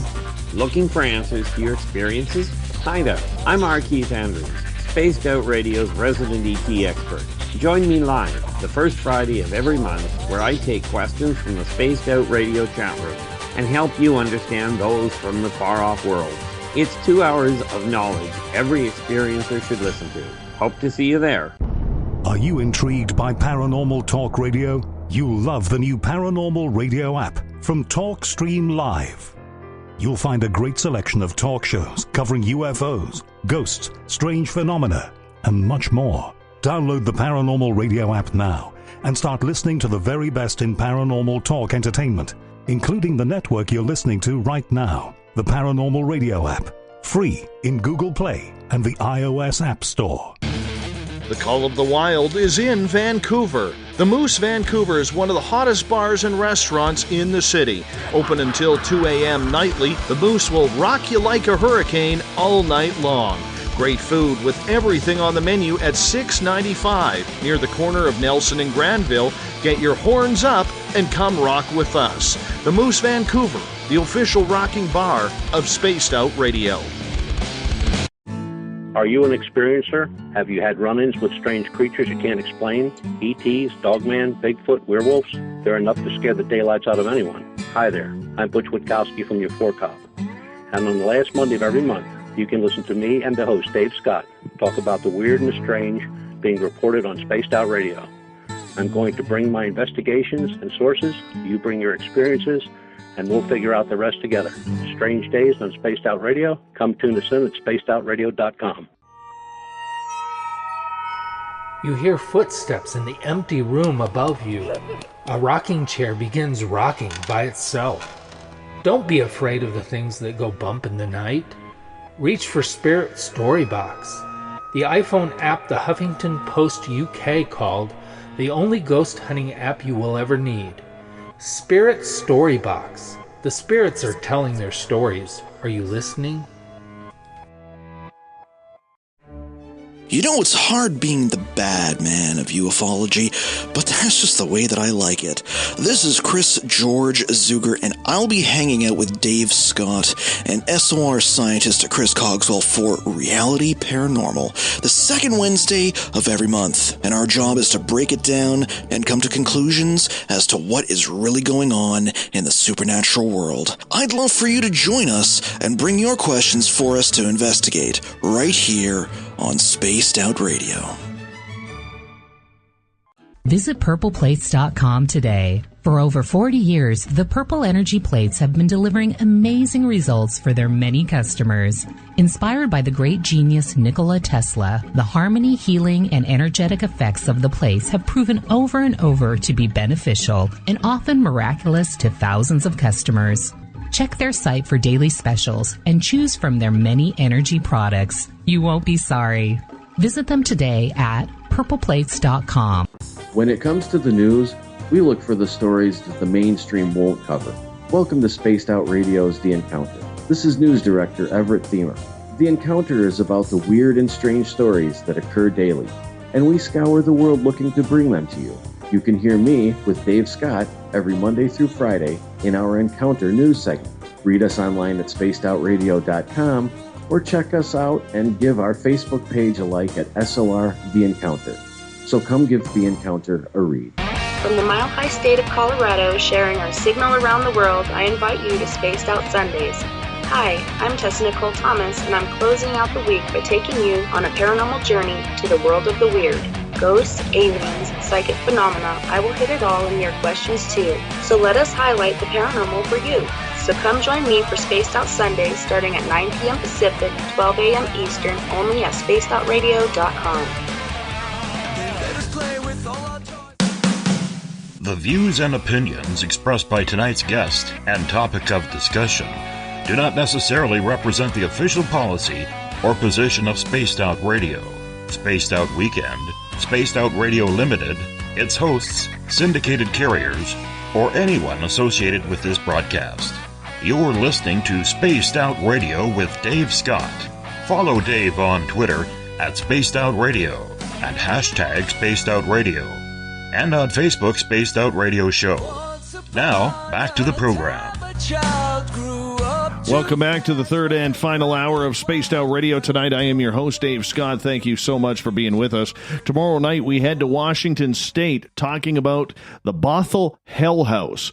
Owner of the house, Keith Linder, joins us to tell us about the demonic forces there. We get going at 9 p.m. Pacific, midnight Eastern time at spacedoutradio.com. We welcome back everyone listening in on the SOR Radio Network and Deep Talk Radio. And don't forget, you can check out our archives for free. Yes, free. Go to youtube.com/Spaced Out Radio. Do me a favor, hit that subscribe button. Bill Cardwell has set the password for tonight in the SOR Space Travelers Club. Xanthocyanopsy. Xanthocyanopsy is your password. Make sure you use it wisely, Space Travelers, as Bill sets a password each and every night right here on the mighty SOR. Our website is spacedoutradio.com, where we have a plethora of features for you. Rock out to Bumblefoot, shop at our store, read up on the encounter online, and so much more at spacedoutradio.com. For the final time tonight, we introduce Jamie Sexton from the Rebel Planet. Jamie joins us the third Thursday of every month to talk about what's in the news today from the alternative media side. Jamie, welcome back. Thank you. Are you playing Darth Vader there for a second? Yeah. Nice. You got your mask on? You know, I don't talk about what I do in my private time. Oh, okay. All right. Hey, right before the break, we were talking about the case with Mandalay Bay MGM International suing the victims in a countersuit. Yes. I got a couple questions from the audience in regards to that. Okay. All right. And let's get to Tripp's question here first. He's asking, Jamie, in your investigation, shouldn't MGM's insurance be covering this? Well, sure, but you know, it's when it comes to matters like that, it's actually the attorneys of the property and the insurance company that work together. So, insurance companies trying to save money too. B is asking, why does a business entity have to be responsible for the illegal activities of its patrons? Well, you know, these types of precedents were set a long time ago when it came to businesses. Like I said earlier, when it comes to slip and falls or faulty brakes, or if something happens on someone's property, even if it's not necessarily the fault of the property, somehow or another, precedents were set a long time ago in judicial systems that in some way or another, the property may not have facilitated, they may have facilitated the means or opportunity for, or the environment for something to happen, and may not have done everything in their power to make it secure where these things wouldn't happen. So you see that across the board with all types of lawsuits. I mean, at the end of the day, you know, I understand that, like I said earlier, you know, the person who decided to shoot people basically is the one ultimately at fault. But there were probably some things that Mandalay Bay could have done, arguably, they could have done better and may have been able to prevent this, maybe not. But I think the argument can be made that that some things probably could have been done better. That'll be for the courts to figure out. But anyway, to answer the question of the guest, that's the way these things go. Let's get to another question here from our audience. And this one comes from, where is it here? Renee. Renee is asking, what is MGM exactly suing the victims for? And in your opinion, what reason?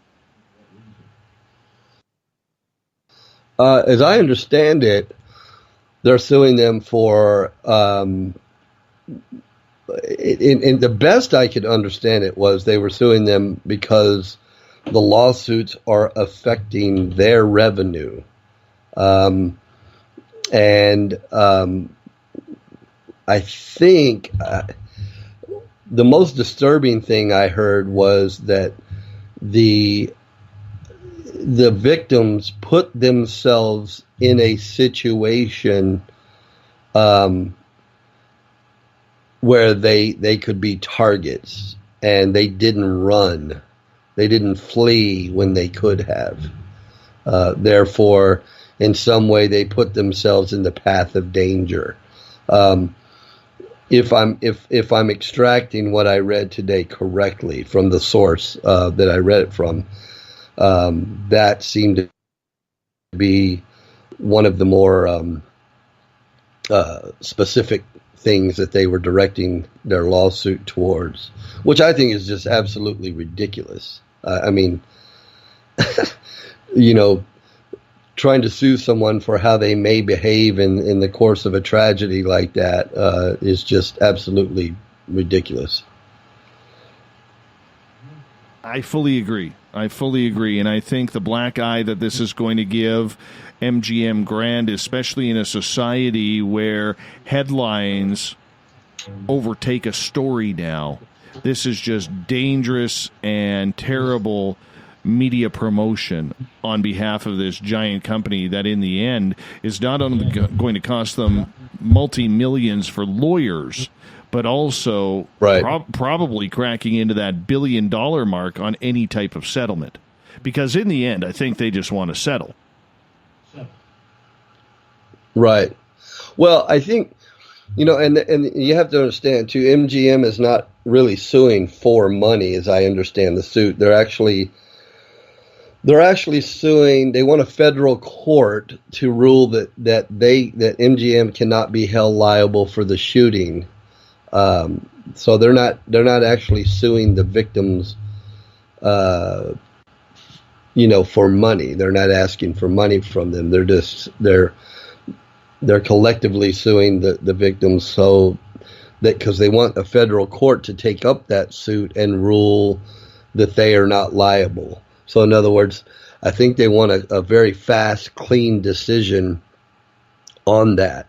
So if one court, a higher court, in other words, a federal court, if I understand their tactic correctly, they want a higher court, which is a federal court, to rule in their favor that they can't be held liable. So that when the other courts, the other lawsuits are taken up, that there's already a precedent set that another court had already ruled that they're not liable.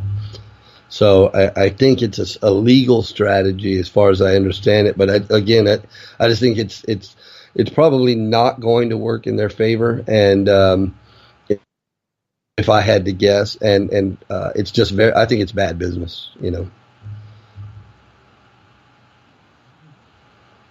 I think it's terrible business as well. And, I think they're in a situation, though, to look at it from a counter side, they're damned if they do and they're damned if they don't. Either way, it's going to cost them, probably close to that $1 billion range. Oh, yeah. It's absolutely going to be costly.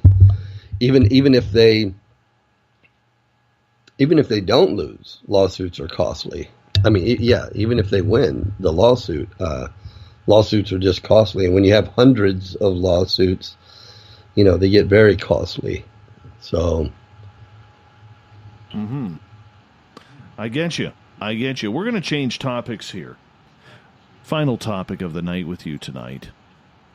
And we all know that for the last couple of years, people have been eating up the Bitcoin like anything. They've been doing their own data mining for Bitcoin. And, at one point earlier this year and even late last year, Bitcoin, for one Bitcoin, hit the $19,000 mark.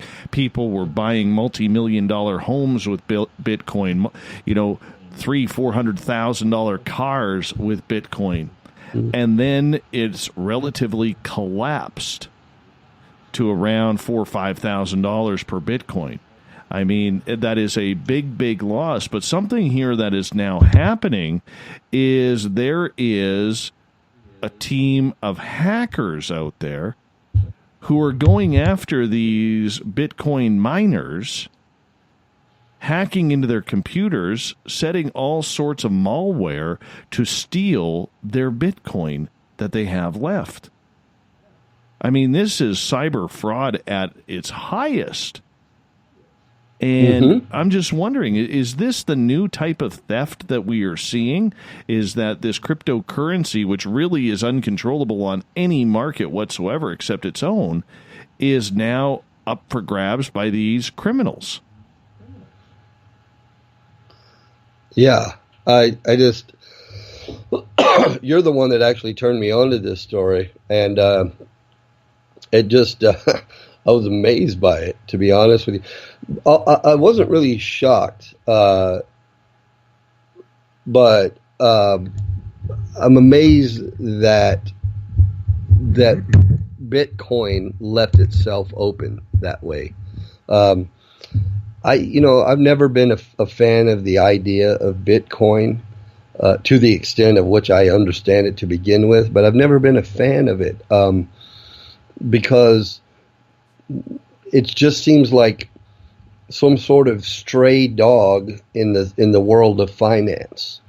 And I never, nobody got to vote on it. It's not, it didn't become a part of any government currency or a currency that could be regulated by any governing body. It was just sort of this stray dog that showed up and, here's a way we can trade.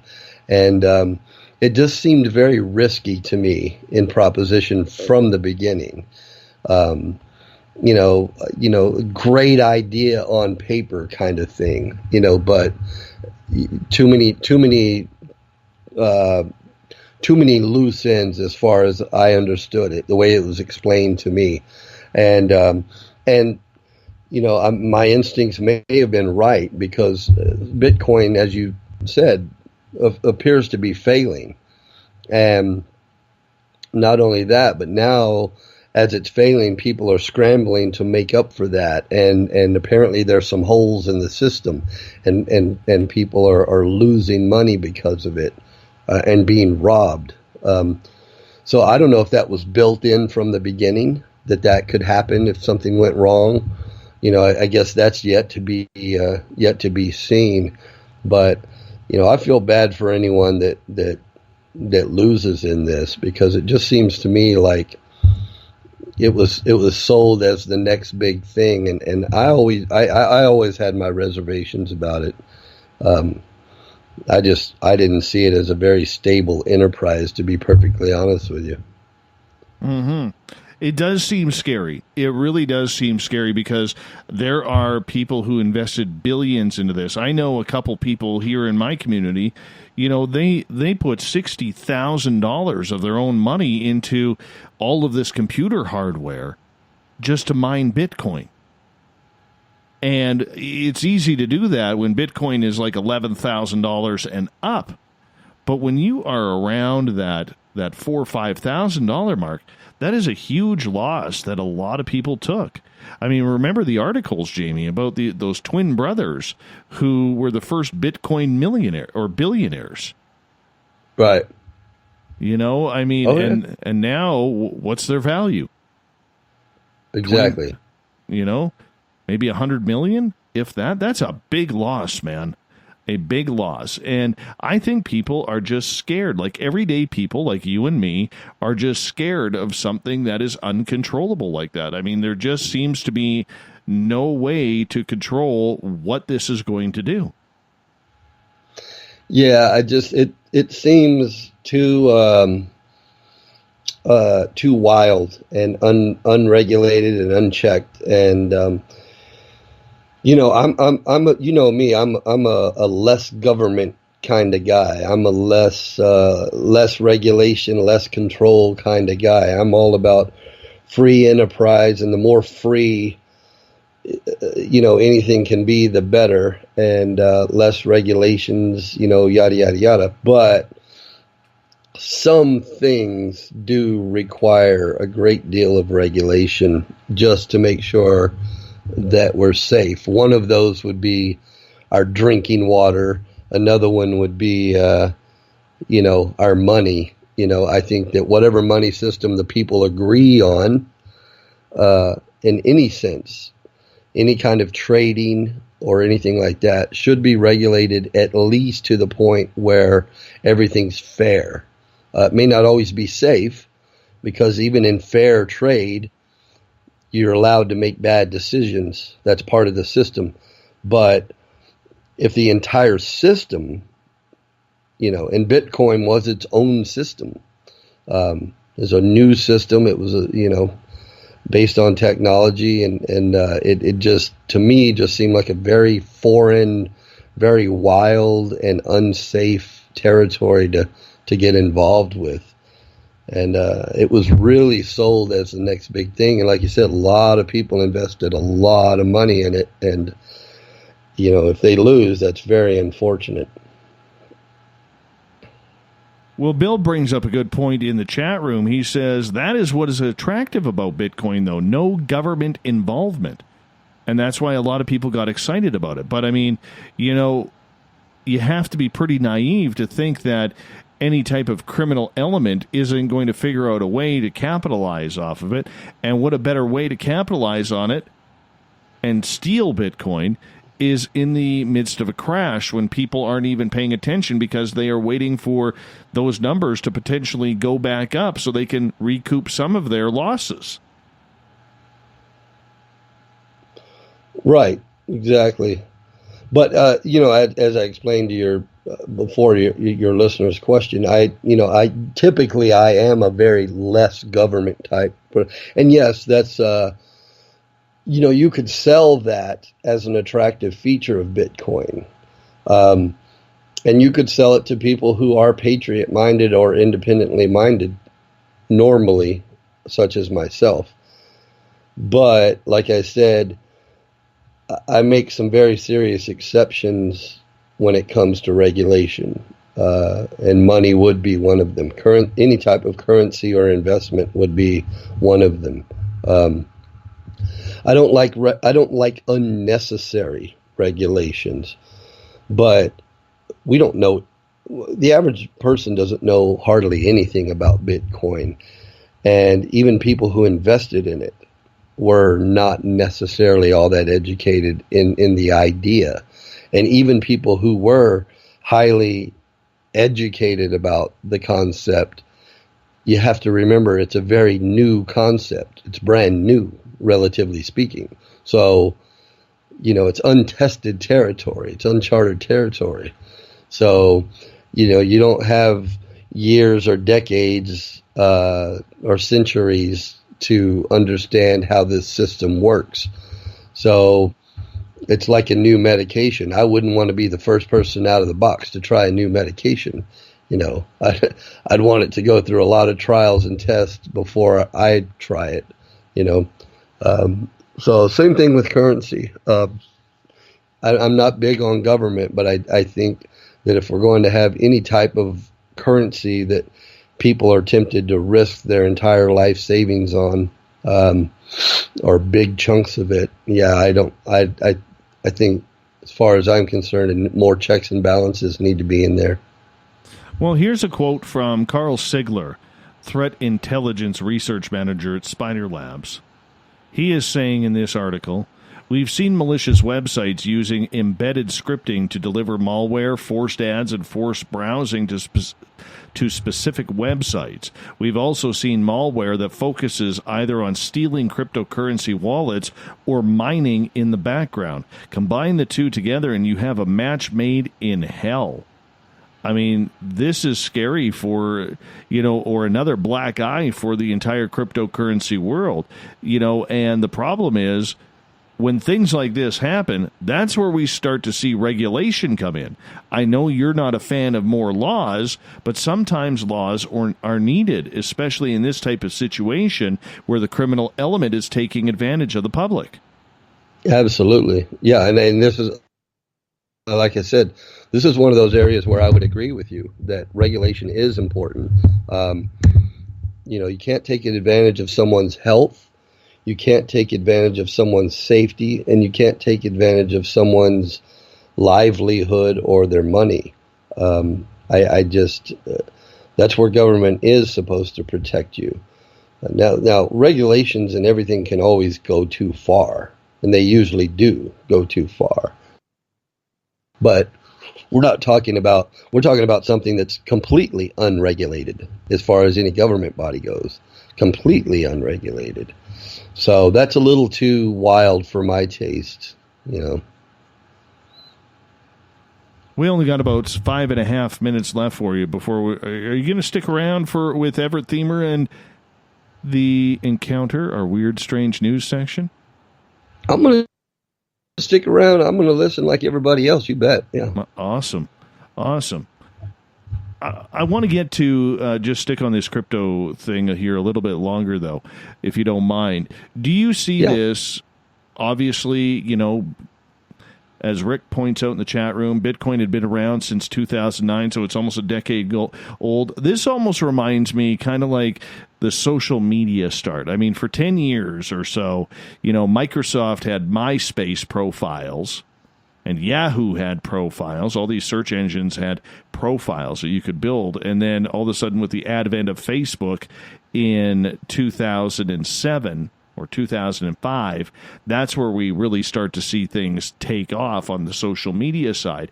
Do you think that with regulation, that there will be a place for cryptocurrency, albeit in a different model than the current Bitcoin, and Bitcoin will go the way of MySpace? I think it's hard to know. There could be evolutions of it. There could be new versions of it, or a completely different thing. But my concern isn't necessarily version 1, version 2, or is it improved? Is it regulated?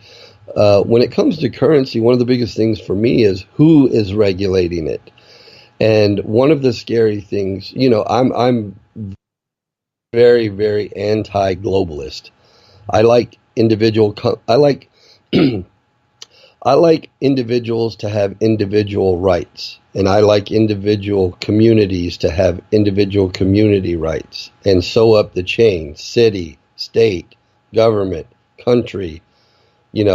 I like things to be parsed where there's checks and balances all the way up the stream, and there's multiple levels of individuality and separations. I don't go for the big one umbrella global thing, because what that does is it puts too much power in one centralized place, and that goes for all ideas of society and government, including currency. So whenever people start talking about cryptocurrencies and things like that,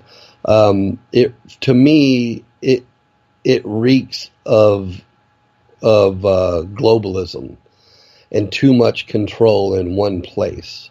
For example, you talked about social media and how that started out, and everybody loved it. Everybody could connect with each other and connect with the world, and so we did. And now the world is connected. And guess what? Facebook can call all the shots because it's a juggernaut. They've got a monopoly on it. So they can control political messages and all kinds of things. They can filter certain people out and boost other people up and other things, because all the power in social media is pretty much, consolidated in 2 or 3 different formats. So that's just sort of one example of what happens when there's a monopoly and a consolidation of power in one place. And one of the places that I think we do not want that, there are many places where we don't want that, but one of the main ones would be our money. I am not in any way, shape, or form supportive of a global currency at all. I don't think it's a good idea. And so the idea of a cryptocurrency, especially one that gets regulated to the point where governments start adopting it, reeks of a global currency to me. So I'm not really, that's one of the other reasons I was really against the whole idea.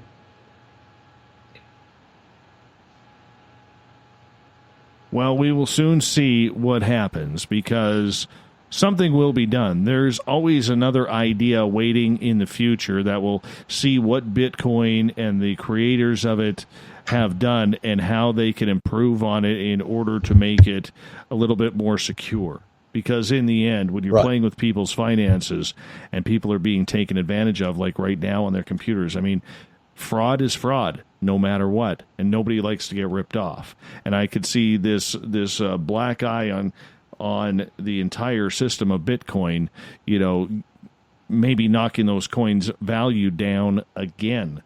But nonetheless, we got about 30 seconds left with you before we got to bring in Everett Themer and the encounter and the thought of the day. Boy, I got tongue-tied there for a quick second. But nonetheless, Jamie Sexton, thank you so much for another great episode of The Rebel Planet, my friend. You will be back on the show Thursday, August 16th, and I look forward to it, man.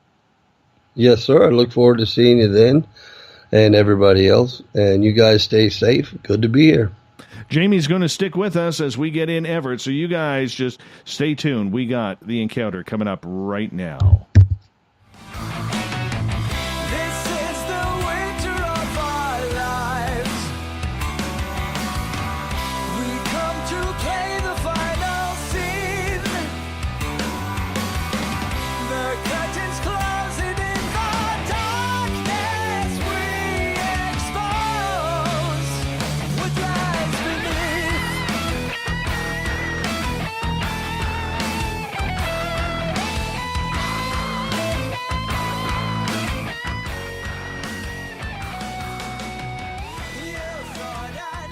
Every night at this time, in the final half hour of the show, we bring in Everett Themer from the Encounter Online. But for some reason, maybe it's the storms, maybe it's something else, we're having troubles connecting with him on Skype right now. We're going to try this again, see if we can get this thing working. Hopefully this time we can get Mr. Themer in. The Encounter is our news section on our Spaced Out Radio website.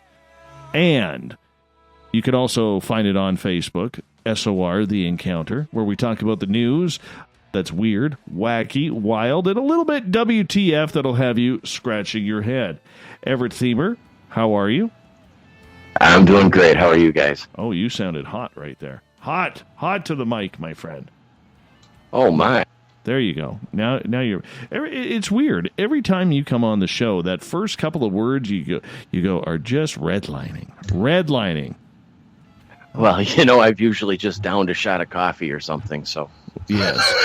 Jamie Sexton is sticking with us as well because he likes some funny stories, and him being a media guy himself, we thought we'd show off a little bit with you, Ev. That is awesome. Hey, Jamie, how are you? I'm great. How you doing, Everett? Good. I heard you guys talking about the potential for AI, and I pulled up a story that I don't know if you guys saw this yet, but Elon Musk has signed a petition. Basically, it's a petition that about 2,400 other scientists and business owners have signed stating that they pledge not to develop killer AI. Isn't it sad that it has to come to that? That you have to sign a pledge that you're not going to use your AI technology to kill people? Well, this was started by an organization called the Future of Life Institute. And basically what it says is that, human life should not be put in the hands of artificial intelligence, that artificial intelligence doesn't have the morality to make the decisions of who should live and who should die. And it's nice that, I guess nice isn't really the right word, but it's good that they're at least looking at the potential of somebody creating something that could just go out and target individuals and eliminate them. So you have to hand it to them a little bit that at least they're having the forethought to address it now. I tell you, if I had the name Sarah Connor, I would be crapping my pants right about now. You know what's interesting about that, though, if I may say so, these are private companies that you said made that pledge, correct? Yes. So basically, they wouldn't be really licensed to, in theory anyway, to make anything killer. You know what I'm saying? No matter what you make these days, whether it be an automobile or anything else, you don't make it with the pretense of having a killing machine. The military does that. So it may be a moot point at some point anyway that private companies may not even be licensed to do that anyway, and the military will quickly claim their monopoly on killing machines. It's just a thought, That's possible, but I think that if you have, upwards of 2,000 scientists and companies who are not willing to allow what they're doing to be used for something like that, even if a defense industry or a government or military organization tries to use the technology, they're going to get a little bit of backlash, and maybe these scientists and companies will refuse to work on the projects. It certainly doesn't have the potential to end the fear of eventual killer robots, but I think it does have the potential to at least slow it down a little bit so that, all the mob hitmen out there can still have jobs. Yeah. Well, that's kind of like the KGB officers when, the USSR collapsed. They were all looking for jobs. All became hitmen. Most of them. Weird. Let's get to story number 2, my friend. Are you familiar with the minor league team, the Montgomery Biscuits? What class of baseball are we talking here? They are a Devil Rays AA affiliate. Okay. All right. They are hosting a millennial night. And their publicity and their initial tweet set off a bit of backlash when they posted this tweet basically saying, if you want free things without doing much work, you're in luck. Riverwalk Stadium will be millennial friendly on Saturday, July 21st, with participation ribbon giveaways just for showing up, napping, and selfie stations, along with lots of avocados. Are they having a double header? Because that's one heck of a long nap for the millennials. Really? That's not that long of a nap. I can squeeze in a 2-3 hour nap. And well, let me ask this: are they going to have a safe section for those who feel offended by this tweet that has gone out at the ballpark in the stand somewhere? Oh, if they're talking about millennials, there's a safe section somewhere. I love it. This isn't the first. A couple of other teams have done something like this, and while they've all faced a little bit of backlash, it did increase the attendance. Why not? I mean, let's go to our resident millennial, Jamie Sexton, here. Yes. Are you offended by this? Am I a millennial? Okay. What was the question? Are you offended by this? No, not at all.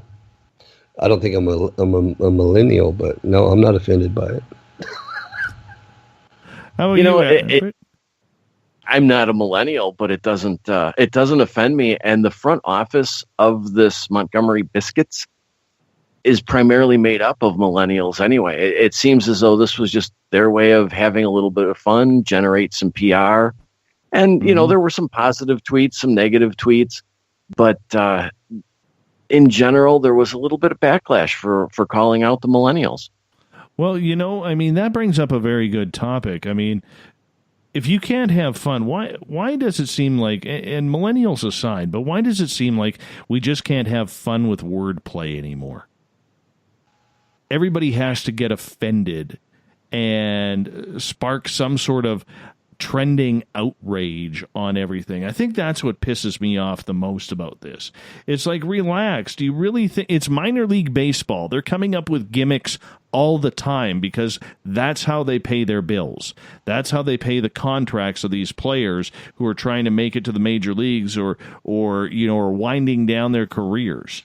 But nonetheless, it's terrible. It's absolutely terrible. Lumping me in with all of these offended people really offends me. I know.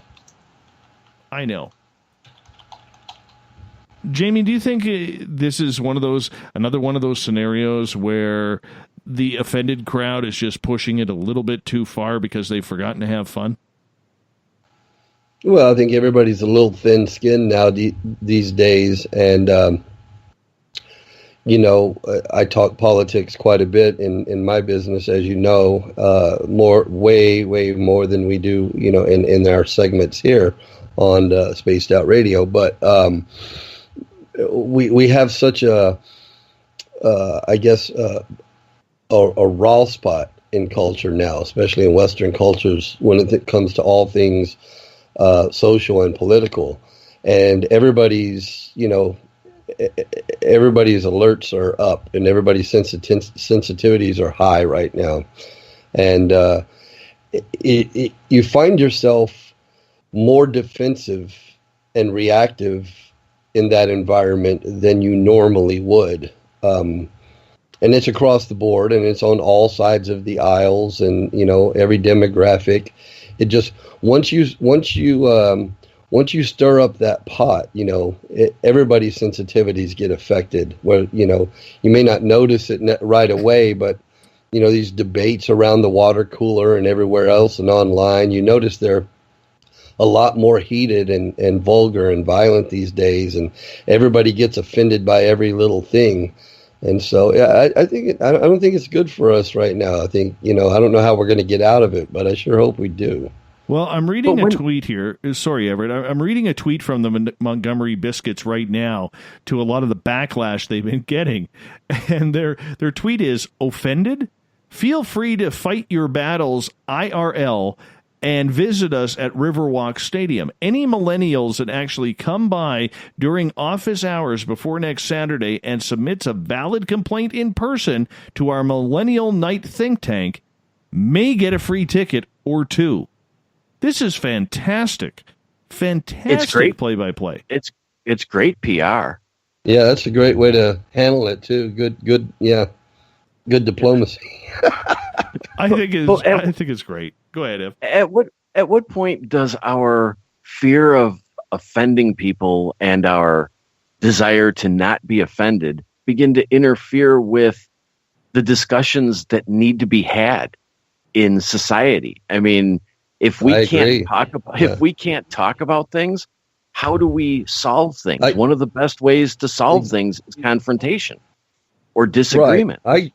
I agree with that, Everett, and I also go a step further with that. Some things don't necessarily need to be solved. In other words, today, right now, some things organically over time need to sort of evolve into a solution. It's a tempering of things. This is an example most people can relate to. I used to say, man, comedians can say anything, can't they? Comedians used to say things that would make everybody else gasp. You'd be like, oh my God. But because he was a comedian, he could say these things, and they would be socially relevant things that everybody else may be thinking, but were afraid to say. But comedians could say them. And then, so it sort of gave everybody permission to laugh at things that would have otherwise been considered a very tense topic. And not only then did the comedians say it, and then we could laugh at it, but then we were also able to joke about it. And it sort of gave everything a little bit of levity and sort of calmed the waters, so to speak. But we moved away from that. We moved away from more open speech and saying what was on your mind and being what I would consider it at that time to be liberal thinking. In other words, live and let live, say what's on your mind, everybody be accepting of it, to now we're back to where we started with you can't say anything. We're on the verge of book burning as far as I'm concerned. We have free speech zones. Why do we need a zone for free speech? Shouldn't every zone be free speech? We're just worried about what we can say that might offend someone. And that's such a slippery slope, because one guy can be offended by one thing and then another guy's offended by another thing. And before you know it, everybody's offended. And it's just a road to nowhere. And you bring up comedians, and there have been cases now in maybe the last 5-10 years where they're being booed off stage, heckled, yes, anything, just for making a joke that maybe it was edgy, but didn't even push the line too far. They weren't overly racist. They weren't anything what people would call blue. They just pushed that edge. And That's now right, it's yeah. almost like the comedians out there that used to be kind of at the forefront of getting some of these topics out there can't even say anything. Yeah, I heard, who was it? Jerry Seinfeld and a couple of these other big names. They won't even do shows on college campuses anymore, or appearances even, because of that climate. For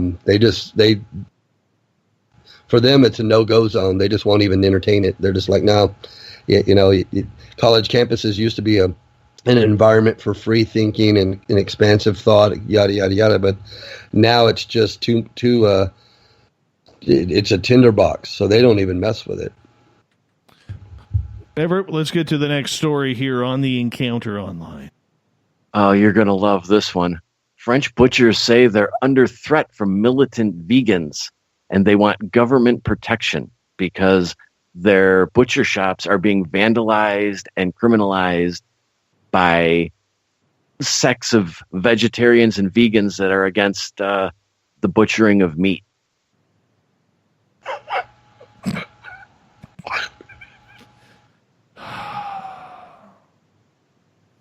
They should do what the restaurant in Toronto did, and the chef Give should them free sandwiches. The chef should go right up to the front window and start slicing steaks and cook them on a grill with that smoke just kind of wafting out into the street. Exactly. God, I love that. You're making me hungry. I know. I don't get it, but I guess it's the way it is, man. I guess it's the way it is. It does bring up an interesting debate. I mean, if you're against the consumption of meat, at what point? I mean, obviously, it's criminal to vandalize somebody's personal property or their business. But what about protesting it? I mean, I don't know. Exactly. It's a funny story on the face of it, but I think there are some interesting and serious ramifications when you really look at some of these details in it. You know, the idea that this is beyond just being angry that people are eating meat. This goes to the culture of French cooking. This goes to small businesses. In France, it's very much still the small local butcher shop where people get their meat. So if these businesses are vandalized, you're almost immediately affecting the town's economy. Mm-hmm. True that. Yeah, I just think it's indicative of a lot of ways that people are trying to get their way these days. It's by force and violence, and I don't know if they take a vote on meat eaters versus vegans, but I'm sure the meat eaters would probably win out in a vote. But like you say, what's wrong with peaceful protest or trying to legislate things or go about things in a peaceful way? I see too many violent protests and so many social topics these days. And it's just, not only do you risk hurting someone or their infrastructure or their business, but I mean, you're also affecting their bottom line. And there's laws against that. You can't just attack someone because they serve something that's been served there forever, just because you adopt a new way of thinking. It's just, to me, it goes back to that live and let live. If you're a vegan, that's a lifestyle choice. That's a diet choice. Make that choice. If you want to take that choice a step further and campaign and promote the idea that other people shouldn't eat meat, there's avenues for you to do that peacefully and civilly as well. But when you take it a third step and try to force people through violence or vandalization or affecting someone's business or something like that, that's too far. I can't support that. Everett, There's a funny... Do you mind? Go ahead. Make your comment, then I'll go ahead here. I was just going to say there's a funny dichotomy there, that we live in a world or a society that doesn't want to be offended, but then we go out and offend other people because of their personal beliefs or their choice to eat meat. Right, exactly. There seems to be a license to do that from some of these radical groups. I think a lot of these radical groups feel like they hold some moral high ground in some respects to be able to do this. Like they know what's good for everyone else, so they're going to go ahead and force it on you. Mm-hmm. Yeah, kale's not good for anybody. No, I agree. Kale is meant for reptiles. Guys, I'm going to throw a quick story at you that I saw come across my page, and I realize we're kind of going outside the box here, but I'm having a little fun with this. And it's in regards, when we talk about getting offended, okay, San Francisco 49ers quarterback Jimmy Garoppolo, who just signed a 5-year, $137.5 million contract with the Niners. He's 26 years old, single guy, okay?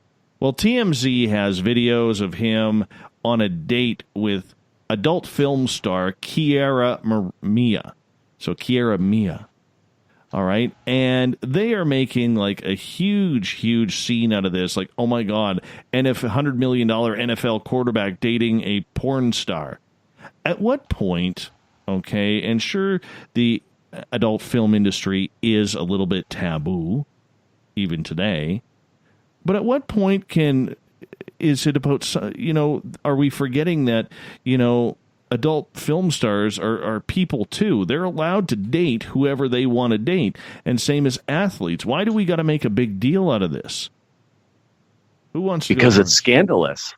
It's scandalous. Most people have never met a porn star. Most people have never dated a porn star. So when they look at somebody like him dating one, they have to turn it into something scandalous and, she, this is what she does.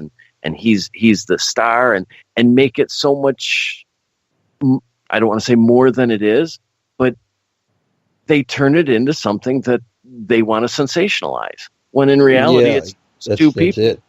Yeah. Sensation. And I don't know much about porn, but yeah. I mean, my twin has walked out of the gentleman's club with a stripper once or twice, and I didn't turn it into a big thing.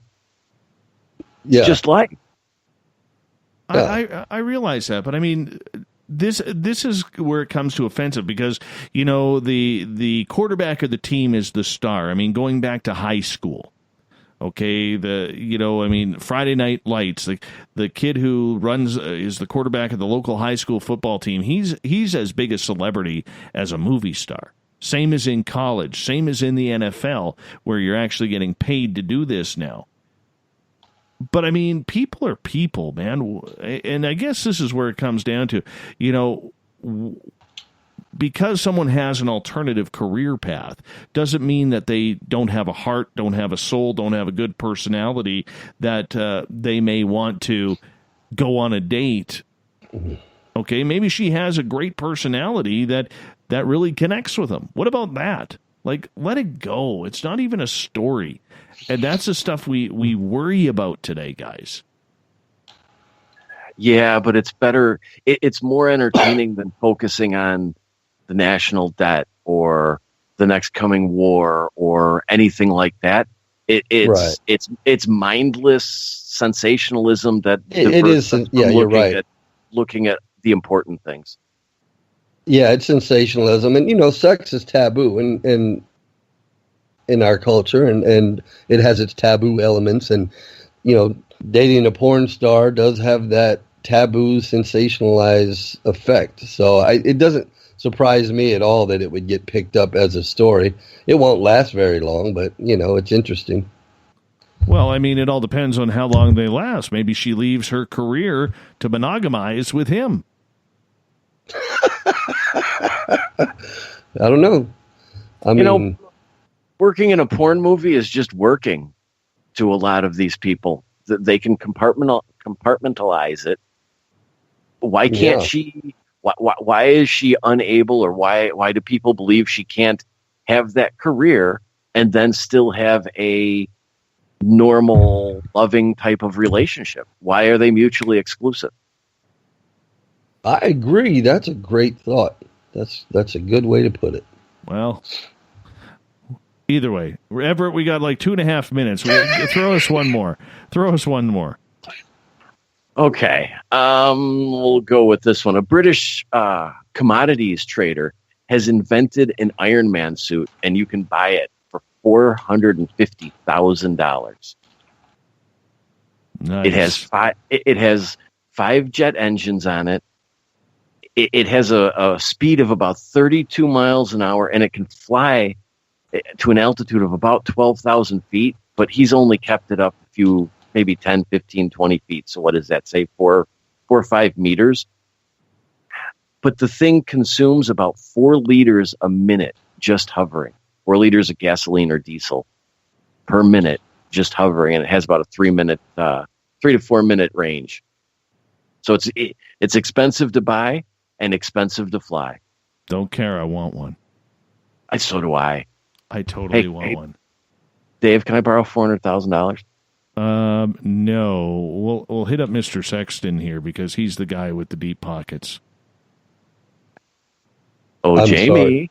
Yes. Well, I apologize that I was a little distracted. Bring me up to speed.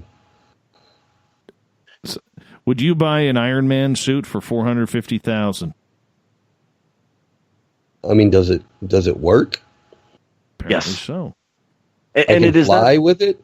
You can fly for about 4 minutes with it, up to, they claim 12,000 feet, but I don't know if you'd want to fly that high. 12,000 feet. Really? Is this a real thing? It's a real thing. It's only been tested up to a few meters. And what's the propulsion system? Do we know? There are 5 miniature jet engines on it. What? No, I would not buy that personally, but I would like to see someone do that. Well, you can't at a department store in England.